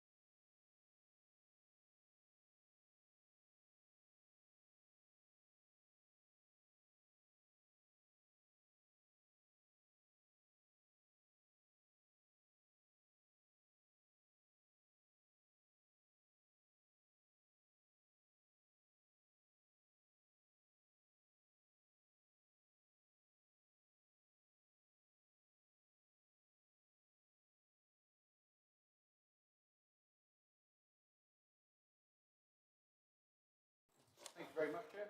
You're now live again. Thank you. Right, so now we're on to item 7 at Everett's Field, Willingham. This is 22-04940/FUL, Everett's Field, Meadow Road, Willingham. And we've got Amy Stocks here to present the case to us. Thank you for joining us online, Amy. Do go ahead. Thank you, Chair. So I am presenting the Everett's application today. So the application is for the change of use of land to use as a gypsy and traveller caravan site with a total of 5 caravans or touring caravans, including 5 caravans in total, including no more than 2 static caravans, laying together with the laying of hard standing and the erection of a day room and access improvements. Just some points of clarification. The description of the development was changed. I've highlighted the wording that was inserted into the description just to ensure that the use of the site was tied to this community and wasn't available to everyone. So the location of the site, which is here, where my mouse is. The site is known as Everett's Field. The site is located outside of the development framework of Willingham. It is not located within the Greenbelt, nor does it benefit from any other known land designation. To the north, east, south and west of the site is agricultural land. There are some neighbouring plots which are of a similar use, being gypsy and traveller caravan sites. However, this one would be separated from those by one field. Just the layout of the site. So as I said before, the application seeks permission for 5 caravans in total. So 2 will be mobile homes and 3 of the caravans will be tourer caravans. The layout also includes an amenity building. This will include all the different services such as a toilet, bathroom, dining area and kind of kitchen that can be used by the wider occupants of the plot. There's also 4 car parking spaces, 2 of which will serve each individual mobile home. Just an example of what will be located on the site. So these are photos that I've received from the agent for this application and from the applicant as well. So this would be the example of what the mobile home will be, and then what the 3 tourer caravans will look like. So as I said before, this is what the amenity block, there will be an amenity block on site. The amenity block will serve all the residents within the site. It will contain a dining area, kitchen, utility and bathroom. The structure will be roughly 4.4 metres in height, 9.2 metres in width and 6.4 metres in depth. The amenity block will be red-facing brick with white UPVC windows and have a grey tiled roof with a timber door. Officers will consider that the dimensions and the height of this amenity block would be modest in its proportions. Usually outside of development framework boundaries, the kind of siting of buildings like this isn't considered acceptable. However, within gypsy traveller sites, an amenity block forms a fundamental part of these sites, as it is a very important facility as it provides these services for the occupants and also acts as a kind of social hub for the wider site. As part of the application, the applicant is also seeking to improve the access into the site. So there is a current existing access that goes into the site, which is a normal kind of farm access. They are looking to improve this by making sure that visibility displays are achievable on the site, which has been supported by the local highways authority, and by just generally improving the access into the site. So very special circumstances, apologies for the very bright highlighting, but I just thought it would be important to highlight the areas. So the occupant currently lives at 1 Long Acre along Meadow Drove. The applicant has been asked to leave this site by the owner, as they currently need it for their own personal family reasons. The applicant has liaised with the liaison officer, the Gypsy and Traveller liaison officer, who has confirmed that there is very limited places on the council-owned Gypsy sites. And there is currently an extensive waiting list. The council can't control private Gypsy traveller sites, so therefore we can only kind of gauge the provision of Gypsy traveller sites through our own sites. The applicant has also confirmed that they are registered at the local doctor's surgery, and that there would be children involved living at this site, of which he's provided their ages, and who else would be living on the site.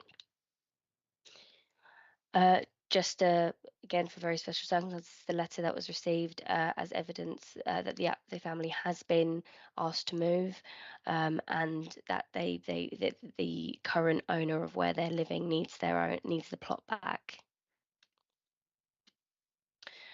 So currently there are a parish council objection on the site. So the parish council have objected on the grounds that the applicant lives on the existing site and has done for many years, that Willingham has already have a large number of traveller pitches, that the site would be detrimental to the rural landscape, and that the current Gypsy and Traveller accommodation assessment identifies provision, and that there is no further sites needed. Was officers do disagree on these points. The applicant doesn't currently live on the site. They live off-site at a different address, and as shown in the aforementioned slides, they don't have secure of tenure at that site anymore, so won't be able to continue to live there. Whilst we can recognise that Willingham does have a number of pitches, we can't take into consideration any privately owned pitches and can only take into consideration council, because that's what we can control or offer, or see what the kind of provision is there. So I have spoken to our travel liaison officer, who has confirmed that there is very limited plots available and a very extensive waiting list.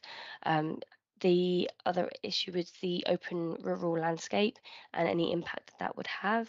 So although officers can acknowledge that the site would be located outside of the development framework boundary, the wider character of the area does have this kind of land use around, and it isn't within kind of greenbelt or any kind of notable landscape kind of visual of the wider kind of area.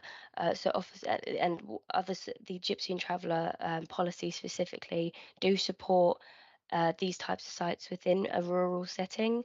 So officers do not consider that it would adversely impact the rural landscape. And the Gypsy and Traveller accommodation assessment. So yes, whilst the Gypsy and Traveller accommodation assessment, the current assessment, does identify that there is provision for no new kind of sites that are needed, this document has come under scrutiny, as the document tends to kind of references the forecast at the time, 2016, the forecasted provision, and doesn't adequately reflect the existing current needs, which is a lot more than what was anticipated. So whilst it does say that nothing is needed, it isn't adequately showing the existing need. There is another issue as well, that the planning policy for traveller sites 2023 document states that councils need to demonstrate a 5-year land provision for this community, and through various appeals which were mentioned in my report, or in the delegated report, that this has been found that currently the council can't demonstrate that we are meeting that need. So there is clearly a lack of sites for the community within the council at the moment. So that is why we kind of disagree with some of the points raised with the parish by the parish council. So moving on to the officer's recommendation. So the recommendation is for approval subject to conditions. Officers do believe that the applicant meets the definition of of a gypsy traveller, and that the the proposal itself accords with the various policies for this community within our local plan, being specifically policy H22 and H23. The only kind of refusal reasons that it could be on balance would be the fact that it is introducing built form into the rural countryside and through the addition of an amenity block, but officers still consider this amenity block would be needed for a site like this. So that is essentially what the application is about today. Thank you. Thank you very much, Amy, and thank you for being with us today. Right, so I just wanted to check, Amy, that under 8.58 in your report, which is under water management and flood risk, can I just check that condition 12 covers that requirement for discharge of water, foul water via a packaged treatment plant? Is that covered by condition 12? Because it's not clear to me where that would be on the pitch if it is to be provided, because it didn't appear on the plan. So under those conditions, we would normally expect a plan to come in. We can add some wording into that effect, saying that a plan would be required to show where that treatment that package treatment plant would be required.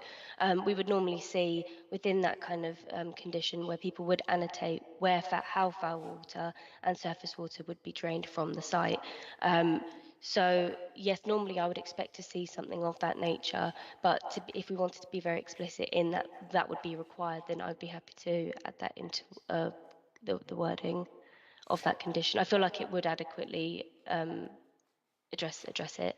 Okay, the reason I ask is because you identified on your plan that there is a 9-metre no-build zone alongside the IDB drain, and so it couldn't be there, but there didn't seem to be that much space in the rest of the site. It wasn't obvious to me where it could be on that site if it's not allowed to be in that 9-metre no-build zone. So I'm just slightly concerned as to whether there's space for it. And I understand. I think the applicant would have to explore themselves where they could put that, obviously making sure that it serves these two mobile homes. I wouldn't say that there was no kind of scope to potentially view here. We would have to have a look and see what the kind of dimensions of this plant would be, and also kind of logistically where we think where it would be suitable to serve both these units. It would be something that would have to be kind of explored and addressed through that condition. Okay. Are you excuse me? Are you confident this condition provides sufficiently for that? That the condition ensures that that would be provided for? Thank you. I mean, the condition kind of prevents any development from happening on the site until that is addressed, being that it says no development other than demolition. Of course, there's nothing on the site at the moment, so there isn't anything to demolish, but they couldn't essentially bring any of the structures onto site until they've discharged this condition. So it would I believe that it would be fine to cover that. Okay, thank you very much. So matters of clarification then. Councillor Heather Williams. Thank you. If I could just ask to look at paragraph 8.79. It's about the council's environmental health team on their assessment. One of the conditions they've asked was construction hours. Now, I've scrolled through quite a few times. I couldn't see construction hours. Could be in there and I'm just completely missing it. I'll hold my hands up if I am. But are all three of these been dealt with? Because I'm struggling to see construction hours. I can't see construction hours either. So could we add a condition? Yep. It's a standard condition. Hours? Yeah, I do apologise. It seems I've missed it off. We can add that because it's a standard condition that doesn't require agreement from the applicant prior, so that should be fine. And Chair, if I can just check the other two on that bullet point. I covered. Which bullet point was it, Councillor Williams? Paragraph 8.79, there's three things requested by the EHT Oh, yes, team, just yeah. because of one, just want to make sure all three are there. So, Amy, the other two were submission of a construction environment management plan and informatives relating to dust and noise.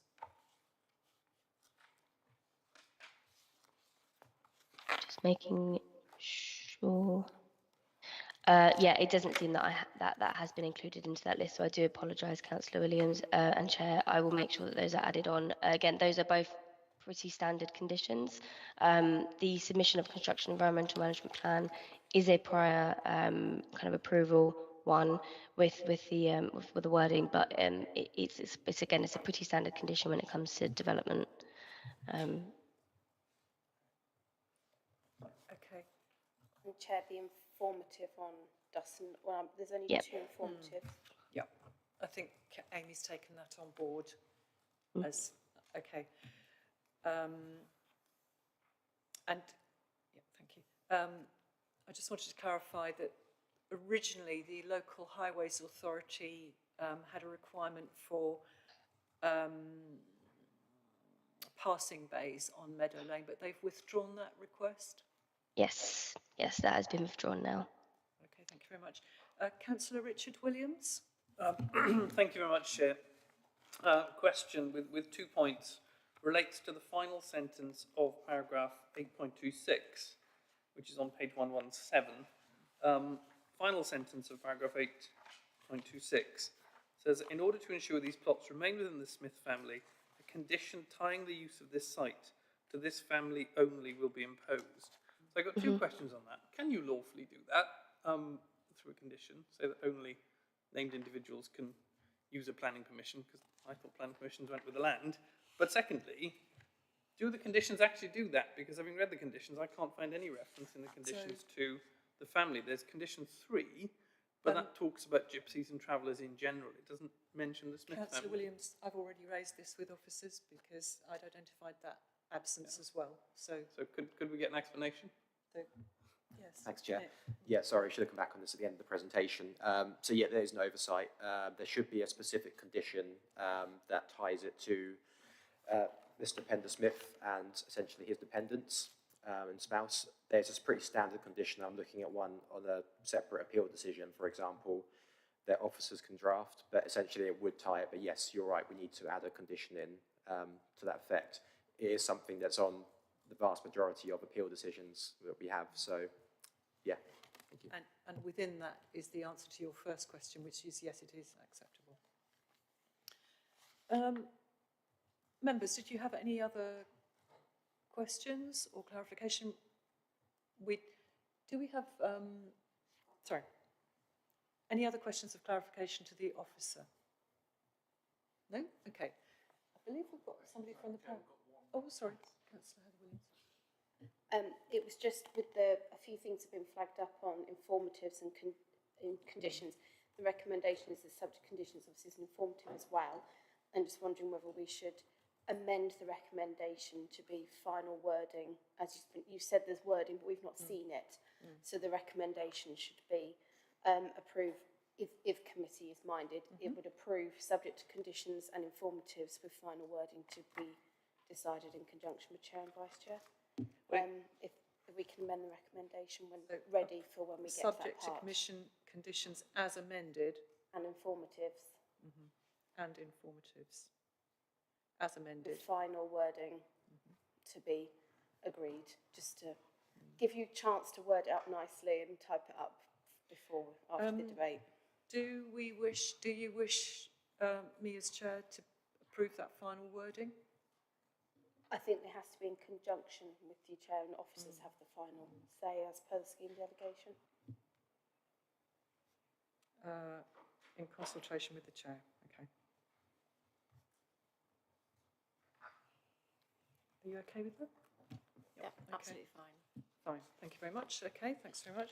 So, I believe we do not have a presentation from the applicant. We do, I believe, online have Stephanie Kutch, who is our officer, our gypsy and Gypsy and Traveller Liaison Officer, who is available to answer questions of clarification. But we do have a public speaker from the Parish Council, which is Councillor Barry Todd.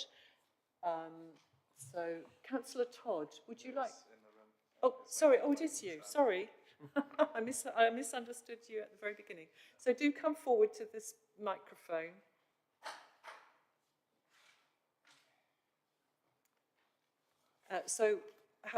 You have the authority of your parish council to speak on this matter, do you? Okay. So you have 3 minutes. And if you could just press the right-hand button on the microphone. Right-hand button. Big grey one. The silver one at the bottom.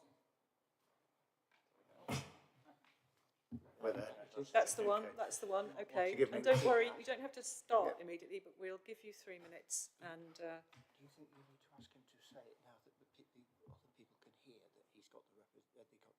Okay, can do. So Barry, given that you didn't have your microphone on before, can you just confirm verbally that you have the authority of your parish council to speak on this matter? I do have the authority. Thank you very much indeed. So you have 3 minutes. Do go ahead. Okay, well, thank you for allowing me to do this on behalf of Willingham Parish Council. Willingham is quite a large village, and we have been, over the years, have had our fair share, we believe, of traveller sites and pictures, which we think has come to a situation where, well, we believe that there are the beginnings of too many yet again.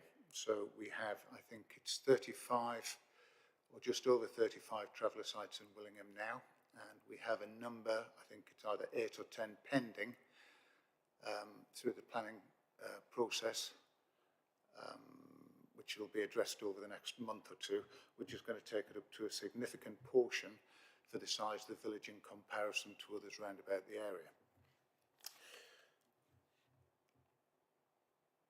Going back to the accommodation assessment taken back, going back in 2016, where it was believed that 20 pitches should suffice for the Willingham area. Considering we're now up to 216, I think we're now at the point of breaking where we can't really support any more gypsy or traveller sites. We have a large number of pitches included already.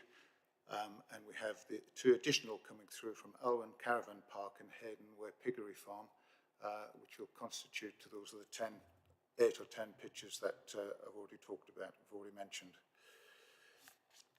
We are concerned about the fact that the applicant has been, I believe, been on the site for 20 years and he's been asked to move. As we believe that some sort of secure tenureship should be there, allowing them to stay on the property without having to redevelop a green, what we believe to be a green site.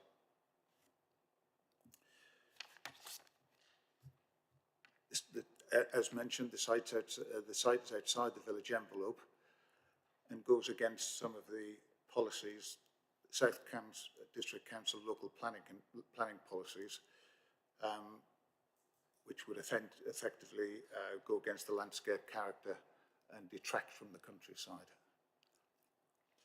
We can't really say too much about the family. We can't say too much about what goes on around Willingham, but we believe that at this point in time that we would be experiencing overdevelopment within the gypsy environment within Willingham. That's what we have to say, I'm afraid. Thank you very much, Mr. Todd, and thank you for speaking on behalf of the Parish Council. Does anybody have any questions of clarification? Councillor Henry Batchelor. Yeah, thank you, Chair. So sorry, just going back to the numbers you mentioned. So just for my clarity, so how many current gypsy and traveller sites are there allocated in Willingham? Could you distinguish between sites, which is a number of pitches, and pitches? I wouldn't be able to tell you the exact number of sites that we have. Forgive me, we went around counting the pitches. So we believe there's 37 in total at the moment. That's 37 accommodation. Yes. Yeah. The pitch is the smaller unit, Yeah. and the site is the bigger unit. So you think you've got 37 pitches around Willingham at the moment. Thank you. Does that answer your question, Councillor Batter? Thank you. Councillor Garvey. I was just wondering whether where he was before in Longacre, is that no longer going to be Gypsy? Forgive me, I'm finding it very difficult Can't to hear hear you. you, I'm sorry. Corinne. Just move your microphone closer. You say he's having to move from Longacre to Everett's, and I just wondered whether the Longacre site is closed now to Gypsies. No, Oh, that's not what was said. It was said that the owner of Longacre needed the site for his own family, and so Mr. Smith is seeking to move to Everett's Field. Thank you, Mr. Todd. I can't see any more questions. I would like to ask a question. Thank you. I'd like to ask a question of clarification and one of our traveller and liaison officer. So, one thing is, could Stevie Kutch come online to speak about the availability of pitches, and could our legal officer advise us about whether the assertion of the parish council that since Mr. Pendersmith has been on the existing site for many, many years, should he have any security of tenure? I don't know which order people would like to take that in. Do you want to? Thank you, Chair. I have no idea under what provision he's there. I don't know if he's got a licence or if it was just an agreement. So I can't answer that. I'd need to look at the documents. But that would be a private arrangement between the landlord and... Absolutely, and okay. not one for this committee to consider. Fine. Thank you very much. Thank you for clarifying that. And thank you for coming along the line, Stevie. Can you just speak to us a little bit about the availability of pitches in Willingham and generally? Thank you very much. Sure. Pitches in Willingham, like Amy said, obviously I can speak about the council run sites and how many plots we have available, don't have available, and what that looks like in the last 9 years I've been doing this. In terms of private sites, it's very different. There's, it's not just one big, large community and everyone takes each other in. There's a lot of family dynamics to take into account. So, for instance, if there is a plot free on Skull Road, that doesn't mean that the family on Meadow Road would be able to go and move there if they're overcrowded. They're different families, different sites. I know that before my time, there was a council-run site just along from Everett's Field. I think it maybe was used more as a transit kind of site for South Cams. I'm very aware every time I go down Meadow Road that it is overcrowded. There's a real lack of space. Families are growing. They're not just stopping growing. And obviously, if people have been born and bred to live in caravans, some of them are quite reluctant to go into housing. That's not to say some of them haven't. I have helped some travellers move into housing from that area. But the applicant I know quite well. He has lived in this area his entire life and in Cambridgeshire, but he also went to school in Willingham as a child. So his whole family have ultimately been born and bred in Willingham. So for them, it's kind of a no-brainer to be able to try and stay in the village that they are from.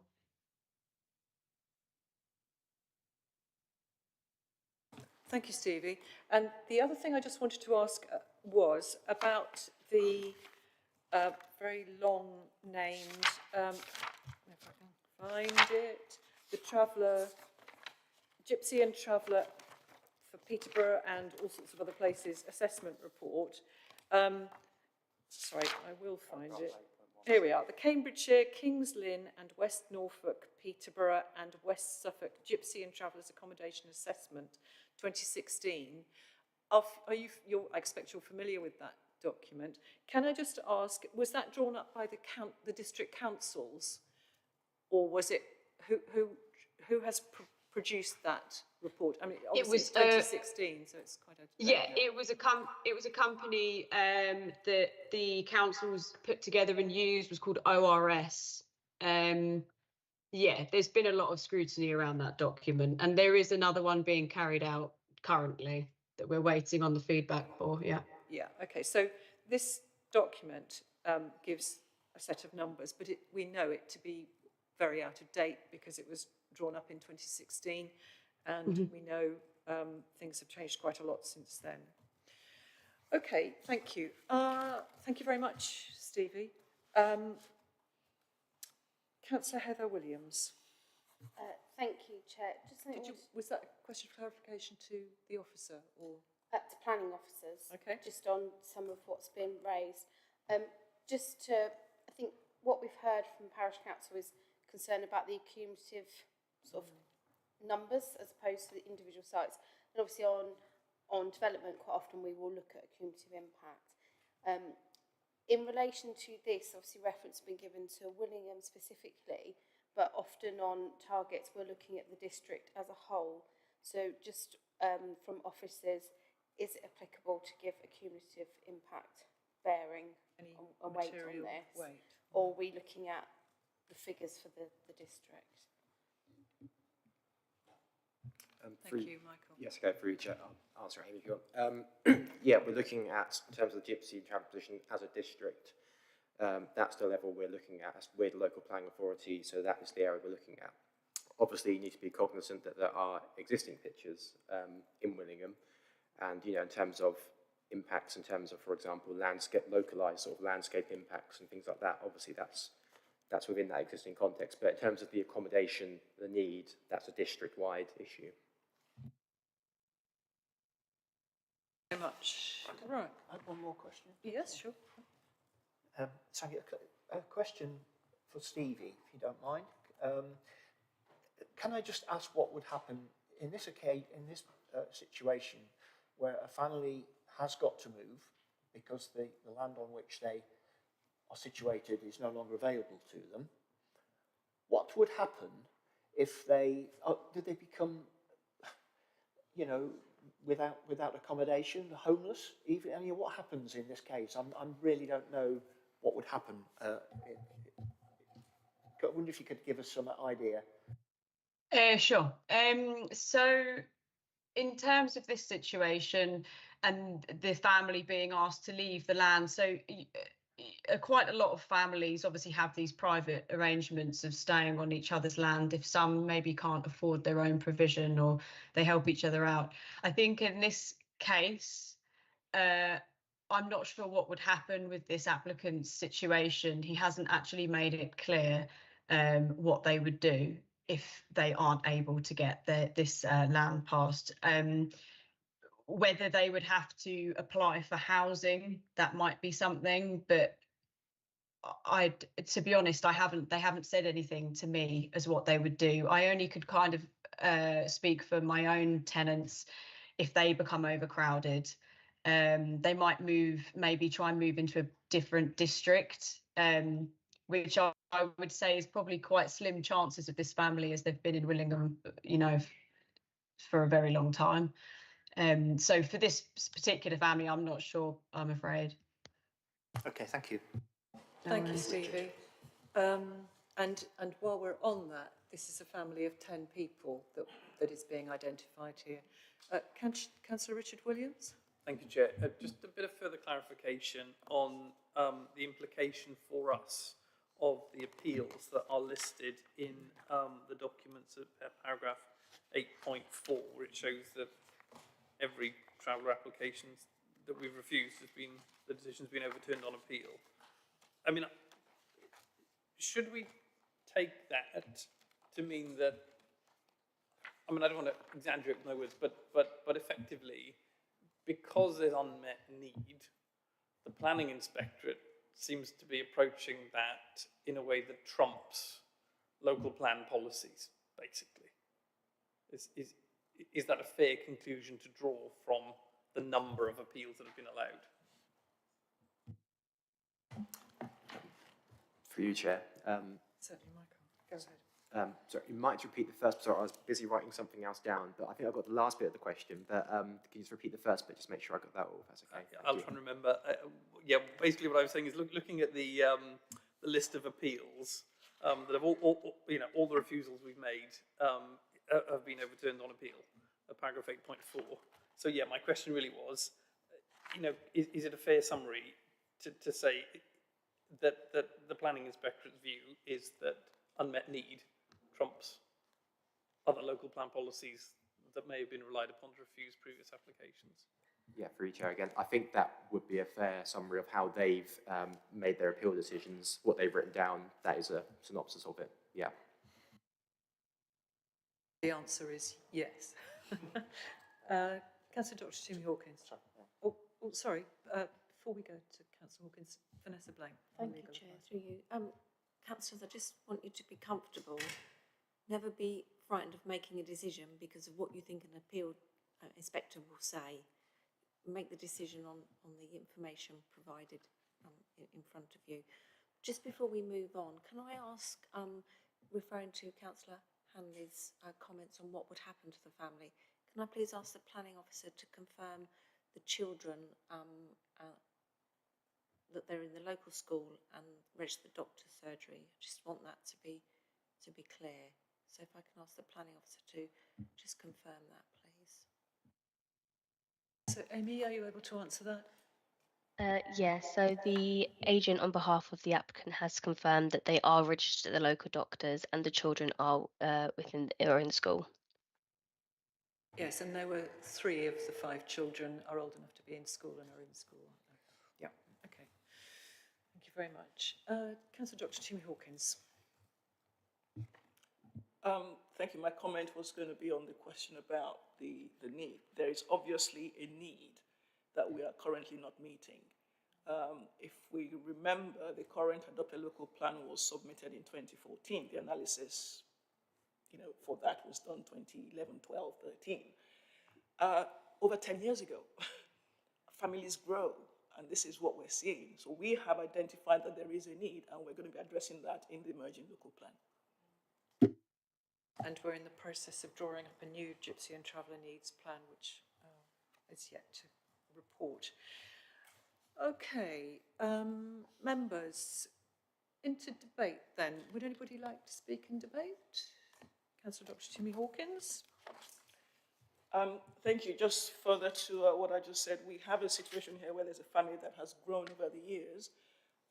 Their current abode is not available to them anymore. We have seen a letter from the current landowners who've said they've asked the family to move out. And they now need somewhere for themselves. Now, they've been living in Willingham, as we've heard, for much of their lifetime. And yes, there is a need, but at the same time, there is no council site where they can go to. They have identified somewhere where they can live. And I think it's really up to us to consider that this is a local family. And the site that has been chosen, yes, it's outside the village framework. There's a number of pitches already, as has been identified, but these are all private pitches. So the question really is, our local policy, H22, actually enables us to be able to look at this potential site with, in the right context, which is that, yes, it's outside the village framework. That's what we find many of the gypsy sites are actually, not in village frameworks. They're going to be equivalent of low single-story buildings, the 2 that have been identified, and the trailers. So in terms of impact on the character, I think the impact is minimal.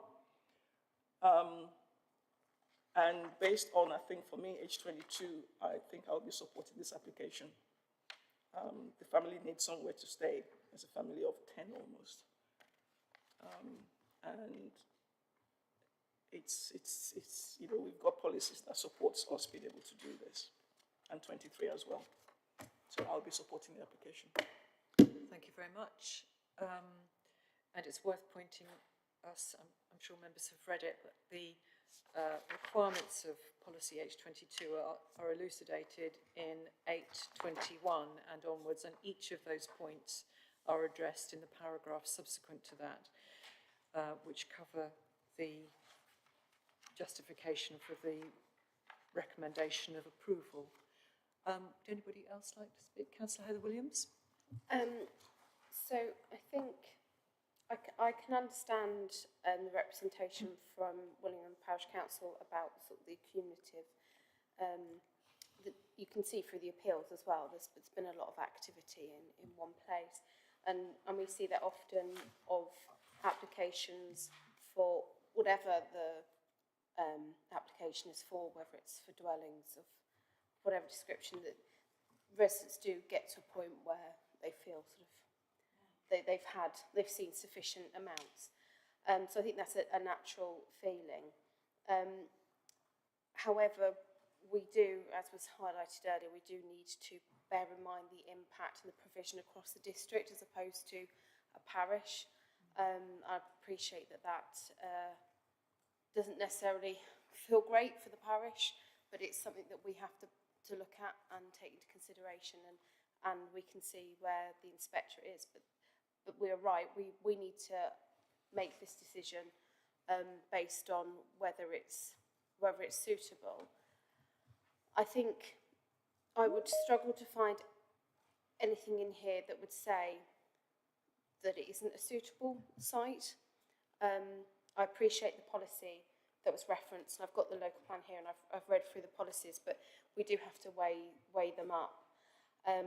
So in this instance, I'll be supporting the application because as a district, we need the provision, but completely understand the representations that have been made today. Thank you very much. Councillor Handley. The last two speakers have actually pretty much summed up my feelings on this. We're in a difficult position. You know, we need to demonstrate the need for traveller pitches. 8 years ago, since it was last done, I'm heartened to hear that it's being refreshed. We certainly do need it. The planning inspector clearly thinks there's a need. Every appeal has been upheld. I know there are strong feelings. It's a difficult position.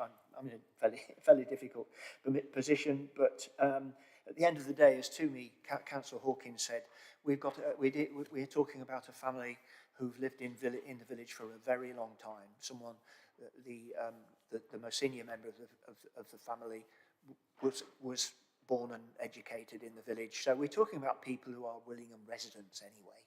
So it's really difficult for me to see any reason not to agree with the officer recommendation on this occasion. Thank you, members. And I'd just like to add that the recommendation we've already amended to approve subject to conditions and informatives as amended, with the final wording coming back to the to me and officers, and also that we need to add the condition relating to the tie. Okay, so is there anything? I can't see any other requests. Oh, Councillor Heather Williams. It was just on the recommendation. We normally do chair and vice chair, just to, if anybody's aware or anything. That might. I'd suggest that we have current vice chair that's been on committee. If that's agreeable. Sorry, I couldn't hear that. I think Councillor Williams was pointing out that it would be appropriate for the normal standing vice chair to be party to that decision rather than yourself. No, I was saying the opposite. That as Councillor Handley is vice chair for this meeting and has heard the debate, I think it would be appropriate, and as local member would be able to look at the information as well and the final wording. I think that'd be more appropriate than somebody that's not listened to the debate and concerns today. I'm happy to do that. Okay, good. Right, lovely. That's fine. Thank you. So coming back to chair and vice chair for consideration. Standard, it's the chair and the vice chair of the meeting where the discussion took place. Yes. Okay, that seems fine. Okay, righto. So I can't see any further requests to speak. My observation is that thank you very much to the case officer for a good report and for clarifications as we've moved along. The point about what would happen to this family if they did not have this opportunity to live within Millingham is of concern, because of course the fact that the children are in the local school and they're registered with the local doctor surgery are important. These people are part of the community, and indeed the officer has pointed out that whilst the potential site is outside the village framework, it's within walking distance of the village, so it's not that far away and it's accessible. And I think the concerns expressed by Willingham Parish Council need, in other words, the cumulative impact of sites needs to be addressed to the officers directly and considered and discussed. And I think perhaps officers might wish to arrange separate discussions with Willingham Parish Council about that, just to discuss that with them. Thank you, Chair, and I'd quite like to be involved with that as well, as a local member. And the local member. A local member, yeah. I think because we need to take into account the capacity of villages, but also the ability of villages to accommodate these sites for their whole community. So with that recommendation, we have the recommendation. Mike, did you want to come back on the recommendation, or are you happy with as I spoke? I'm generally happy. I think you captured it earlier at the final wording for the additional condition for the tying the actual use to the family, and then those 3 environmental health, I think it was 2 conditions and informative. But yeah, we can, as officers, provide that to you after the committee. Yeah, but yes, that's fine. Thank you very much. So with that in mind then, I haven't heard anybody saying that they wish to object to this. So can I propose that we take this by affirmation, that we approve this application? Seconded? Okay, thank you very much, Councillor Hawkins. And can you just have a show of hands for approval? Thank you. Okay, that's great. Thank you very much. So that's all 7 of us in agreement. Thank you. Lovely. Thank you very much indeed. So, thank you very much, Mr. Todd, for joining us. Thank you so much. And we hope to arrange a meeting with the parish when it's mutually convenient for everybody to do so. Right. So we move on to our compliance report at item 8. Are you going to be giving us that? Oh, Chris, you're there. Wonderful. Thank you very much. So this is Chris Braybrook, who's our compliance manager. Chris, would you like to take us through your report? Yes, thank you, Chair. This, sorry, just bear with me a second, get the right report. So on the 1st of August, there were 646 open cases for Greater Cambridgeshire planning. And of those cases, 418 are identifiable in South Cambridgeshire, and I'll come on to some further statistics later on, just around those kind of identifiable cases. Since the 1st of January up until the 31st of July, the team have received 430 compliance referrals. That is slightly down year on year, but only by sort of a handful of cases. So it's looking like we're kind of running at the same kind of levels as last year in terms of complaints that were coming in. I'll just give a quick update on the service and new members of staff. Just going to confirm that we have Chris Barnes joining us as Principal Planning Compliance Officer on the 9th of September. He comes from a background of compliance in his career, and he is joining us from Welland and Hatfield. We also have the 2 apprentices starting with us on the 27th of August. That's an Oscar Langford as a compliance apprentice, and Lydia Green, who's going to be doing some compliance work in Section 106 strategic sites and our team. So that's the structure that we will have going forwards from now. In terms of the statistics, the team has carried out some further works following the request by Councillor Heather Williams earlier on this year regarding priorities. We have got to the point where we have assigned priorities to every single open case, and the report says there was 5 that couldn't be assigned. That has now been amended since I've written the report. We now have 1 case that is not assigned a priority. Everything else has now been assigned a priority, and we have also identified and now managed to get the cases to within set areas, and there is just 1 outstanding case which is actually in South Cambridgeshire. So from going on forwards, we should be able to sort that out, and the next report will include very specific details of the cases that are in South Cambridgeshire as opposed to City, and there shouldn't be any more ambiguity in the report. So the team's worked hard in order to do that, and we've now finally finished that process. And I apologise for the delay that's taken in some of the limitations with the software. And I think that's my update for this month. Any questions? Thank you very much. Chris? Okay, Yeah. thank you. Councillor Henry Batchelor.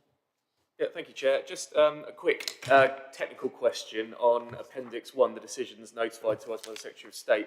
The second one down, whereas we normally see appeal dismissed, says appeal turned away. I wondered what the difference between an appeal being dismissed and turned away was. I'm not dealing with appeals. Just to clarify, Councillor Batchelor. Appendix 1, page 137. 137, thank you very much. That's item 9. I'll hold it for them. Thank you.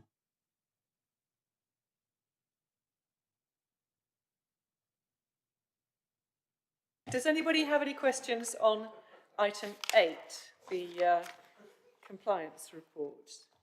No? Okay. Oh, sorry. Yeah, okay.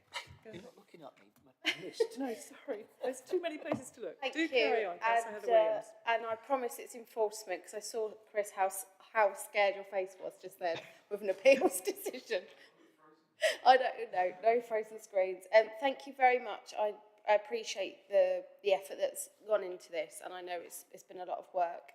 And I'm going to do your work justice by asking some questions on it, hopefully. One of which is, I can see that there's a lot more, obviously, for South Cambridgeshire than Cambridge City, and just wondering whether you've got the flexibility to allow to assign more people to South Cambs, as there is more of an identified need with these new resources, which is great news that you've told us about. The other thing was just we have the open cases that are 6, and then we get the ones that are just for South Cambs. So if I'm looking at page 136, if I just take the open cases more than 6 months old, the second series, it'd be really good. I don't know if the system allows that, because the priority 8, I'm assuming that these priorities you're showing us are for the total figure as opposed to South Cambs figure. But when I manually added them up, it came to 431, which doesn't match the figures, if that makes sense. So I couldn't quite check from the additions whether it was for everywhere or whether it was just South Cambridgeshire, if that makes sense.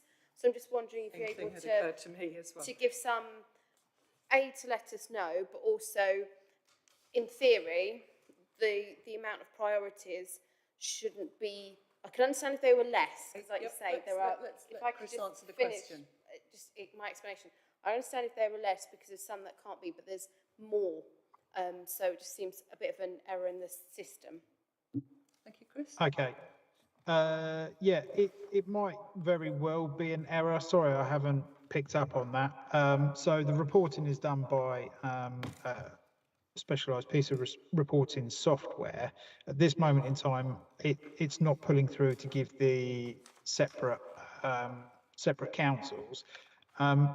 I am working now in order to actually separate these statistics out. Because I haven't been able to, is why I've provided the full report with both areas. But it is the view just to provide the obviously South Cambridgeshire Planning Committee with the relevant information for South Cambs going forwards. So that is the plan. I will take those comments on board, and I will have a look and see what's going on and try and work out where that issue has arisen from. So I apologise for that. Going back to the first question around staffing, I updated the committee last month, and I don't think you were attended committee, Councillor Williams, correct me if I'm wrong, but I advised we've now gone through a process of restructuring the team with the new staff in place to match the development control teams with an east and west team with a principal officer in each team and senior officers and junior officers. And the way that works is the whole team is responsible for east or west. So regardless of whether it's South Cambridgeshire or Cambridge City, the resources are spread over that area, and it's in line with the availability and capability of the officers, you know, and the workloads that they have, where new cases will be assigned. So they will cover basically the whole of the east and the west. It won't be quite narrowed down to specific areas for officers. And hopefully that means that we have the right resources in the right places going forward, dealing with the cases that we have coming in. Thank you. And yeah, it could. I think it's probably a process issue for the numbers. So you don't want your hard work of categorising them all to fall short on that bit because of a system error. But yeah, I'm sure we know as local members, I have times when planning enforcement, I could have 12, 15, and then I have time where I've got 0. So it's just making sure the flexibility, which sounds like you have that. So thank you very much. Okay. Thank you. Right, I can't see any other questions on the compliance report. So shall we move on to agenda item 9, which is the decisions notified by Secretary of State, etc., appeals received, and so on. I think, Chris, it's you, sorry, it's you. And I think you were going to talk to us about the land to the west of Neil Drive, weren't you? Yes, thank you, Chair. I guess This is at the bottom of page 137 under decisions notified by Secretary of State. Thank you. Yes, but I was just going to answer the question from Councillor Batchelor first. Essentially, that was turned away because it didn't actually need listed building consent at all. It was for solar panels on a carport, which isn't actually part of the listed building, so it didn't actually need listed. So we shouldn't have validated it as an application in the first place. So we all agreed between us that basically it's not actually a valid application. So that's why that one was turned away in that case. But yes, sorry, Vanessa, I think, wants to jump in. Chair, may I, just through you, just to add a little bit to that. When an appeal is turned away, as opposed to dismissed, it generally means they haven't met the criteria needed to submit the appeal. So something's missing, they've missed something off the application for various reasons. They've literally, the inspectors just more or less said, no, we're not accepting, we're not validating effectively this appeal. Yeah, I don't want to say the word go away, but they literally turn it away. Ask a question on that one, not questioning the decision, but the principles. We were told it was turned away because it was solar panels on a carport, not on the listed building, but presumably that would have been outside the curtilage of the listed building. Yep. I believe that was the case in that one. I wasn't the case officer, but I think that was the reason why, yeah. Thank you very much. Okay. Sorry, and then you were going to talk to us about the one at the bottom of the page, yes. The land west of Neil Drive. It's a very long description that spills out onto the next page as well. But the reason I'm presenting it is it was a committee item we discussed, I think it was back in February, I think I've got a date in here somewhere, It was one where officers recommended approval. Members might recall it was where they were moving a basement car park on a block of flats at Orchard Park, and they were reducing the number of parking spaces, providing some car club spaces to offset it, and we had county transport, and we were sort of talking it through quite a lot. I'll just run through briefly. I've got a presentation just to, because I think it's easier to show it over slides. So just for familiarity, let's get the pointer again. It was this plot here on Neil Drive. We later had an application for a hotel, a part hotel on this site adjacent, but it was this one in here. To zoom out, it's over here. It's the main reason for the refusal. So the main change was, as well as other things, it was reducing it down from 47 spaces to 26, and then some landscaping alterations as a result of that. So the left-hand image is what they had permission for before, and then the right hand is what was refused under the section 73, where they were putting extra parking, for example, where my laser pointer is going here, and then there was those 2 car club spaces actually off the site here that would have been secured for a section 106. So I forgot I had Remind us, this was for quite a large number of residential 80 I've got in my head. 80 studio, yeah. 1 and 2 bedroom apartments. Yeah, exactly. And so we refused on 2 reasons on the screen here. So the first one essentially was not providing sufficient car parking and the additional pressure that would put on on-street parking in surrounding streets. And the second reason was about the soft landscaping impact from having that additional hard-standing bike, because they've got to put some of it on the surface level rather than the basement. So I've copied some extracts from the inspector's decision, which referred to the first reason in terms of the insufficient parking. They note that it falls short of the policy guidance, and I think there was this debate at the actual committee about 2011 versus 2021 census data. Sorry, can we just clarify? Is this the reasons that the committee gave for this is the reason the inspectors This gave is the to allow reason it. the inspectors gave for allowing it? Correct. Okay, yes. right, thank you. So there was quite a lot of debate about using 2011 census versus 2021 census. The transport assessment team and the applicant were happy to agree to 2011, but there was some confusion about whether the 2021 census data would show it to be different. That data was later discussed at this appeal, but the inspector ultimately didn't think the difference was so severe that it warranted a sort of change in stance in terms of how the transport assessment team assessed it, and they were comfortable that the car club spaces would displace, would equate some of those displaced parking. There's a lot more in here. But, ultimately, this paragraph 15, I think, in particular, is quite important. The parking standards the inspector picked up are indicative standards, and there is a sort of a bit in the policy about needing to look at the location of the site and what's around it, you know, in terms of is it in like a very urban area compared to a rural one, for example. And being Orchard Park, quite close to obviously Cambridge as well as the guided busway, they were of the view that it was okay to go below those indicative standards. So essentially, the inspector disagreed with that. I'll just caveat this, obviously Vanessa did say earlier, this isn't trying to sort of scaremonger into not looking at, you know, previous appeals and, you know, that side of it. I think Vanessa summed up well earlier, but I should have said that at the start. And then the second reason is a bit shorter, about the landscaping. Again, the inspector didn't feel that the change to the landscaping arrangement was sufficient enough to warrant a reason for refusal or have an impact on the character of the area.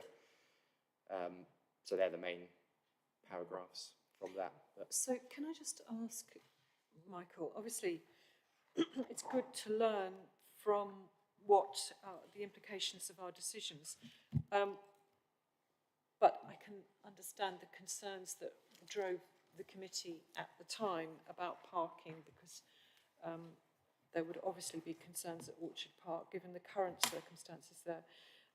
So can I ask, was it the impression that the inspector made their decision based on the assumption that the provision of public transport was sufficient, not that the residents would not need so many cars. Was that the reasoning? Yeah, that was part of the reasoning. It was also the distance from shops, facilities, but yeah, the fact that it was near public transport and the cycleway as well, I think was referenced, did factor into their decision making, yeah.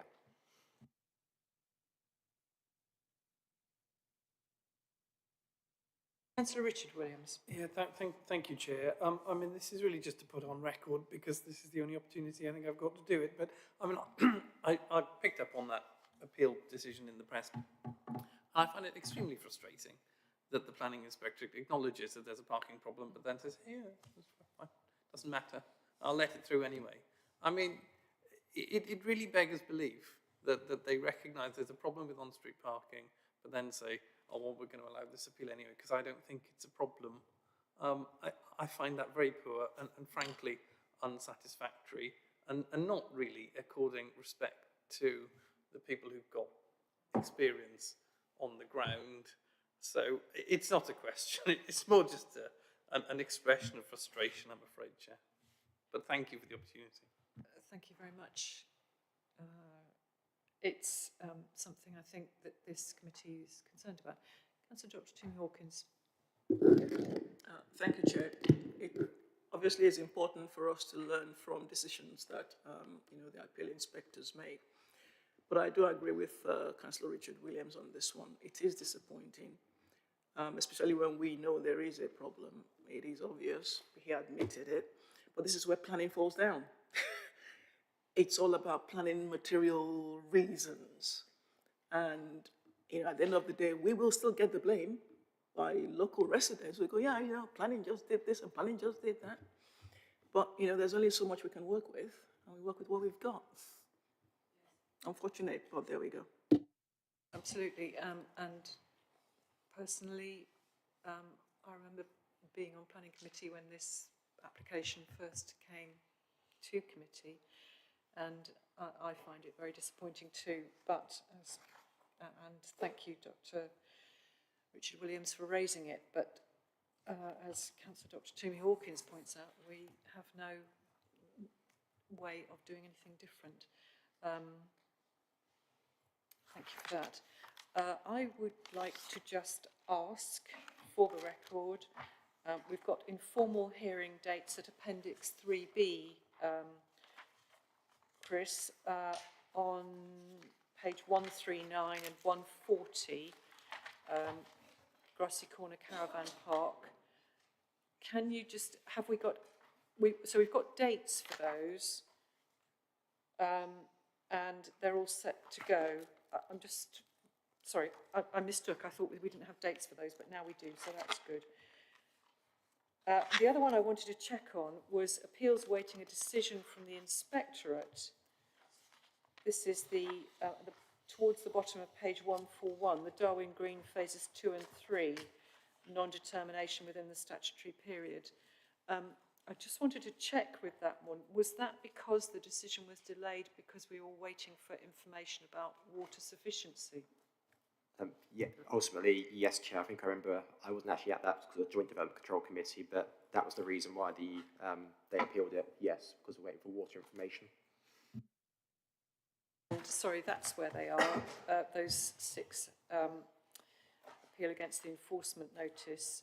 Are we actually waiting for a decision from the inspectorate about those 6 Grassy Corner Caravan Park applications?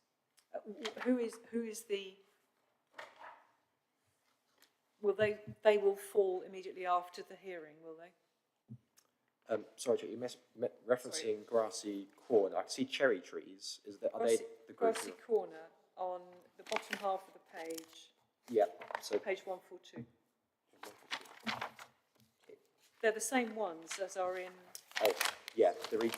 They'll fall under this category because they're waiting. The hearing needs to happen first. So yeah. Right. Thank you very much. Does anybody else have any questions? Right. Okay then. Thank you very much, members. We seem to have come to the end of our agenda. So I'll close the meeting at 12:50. Thank you very much indeed.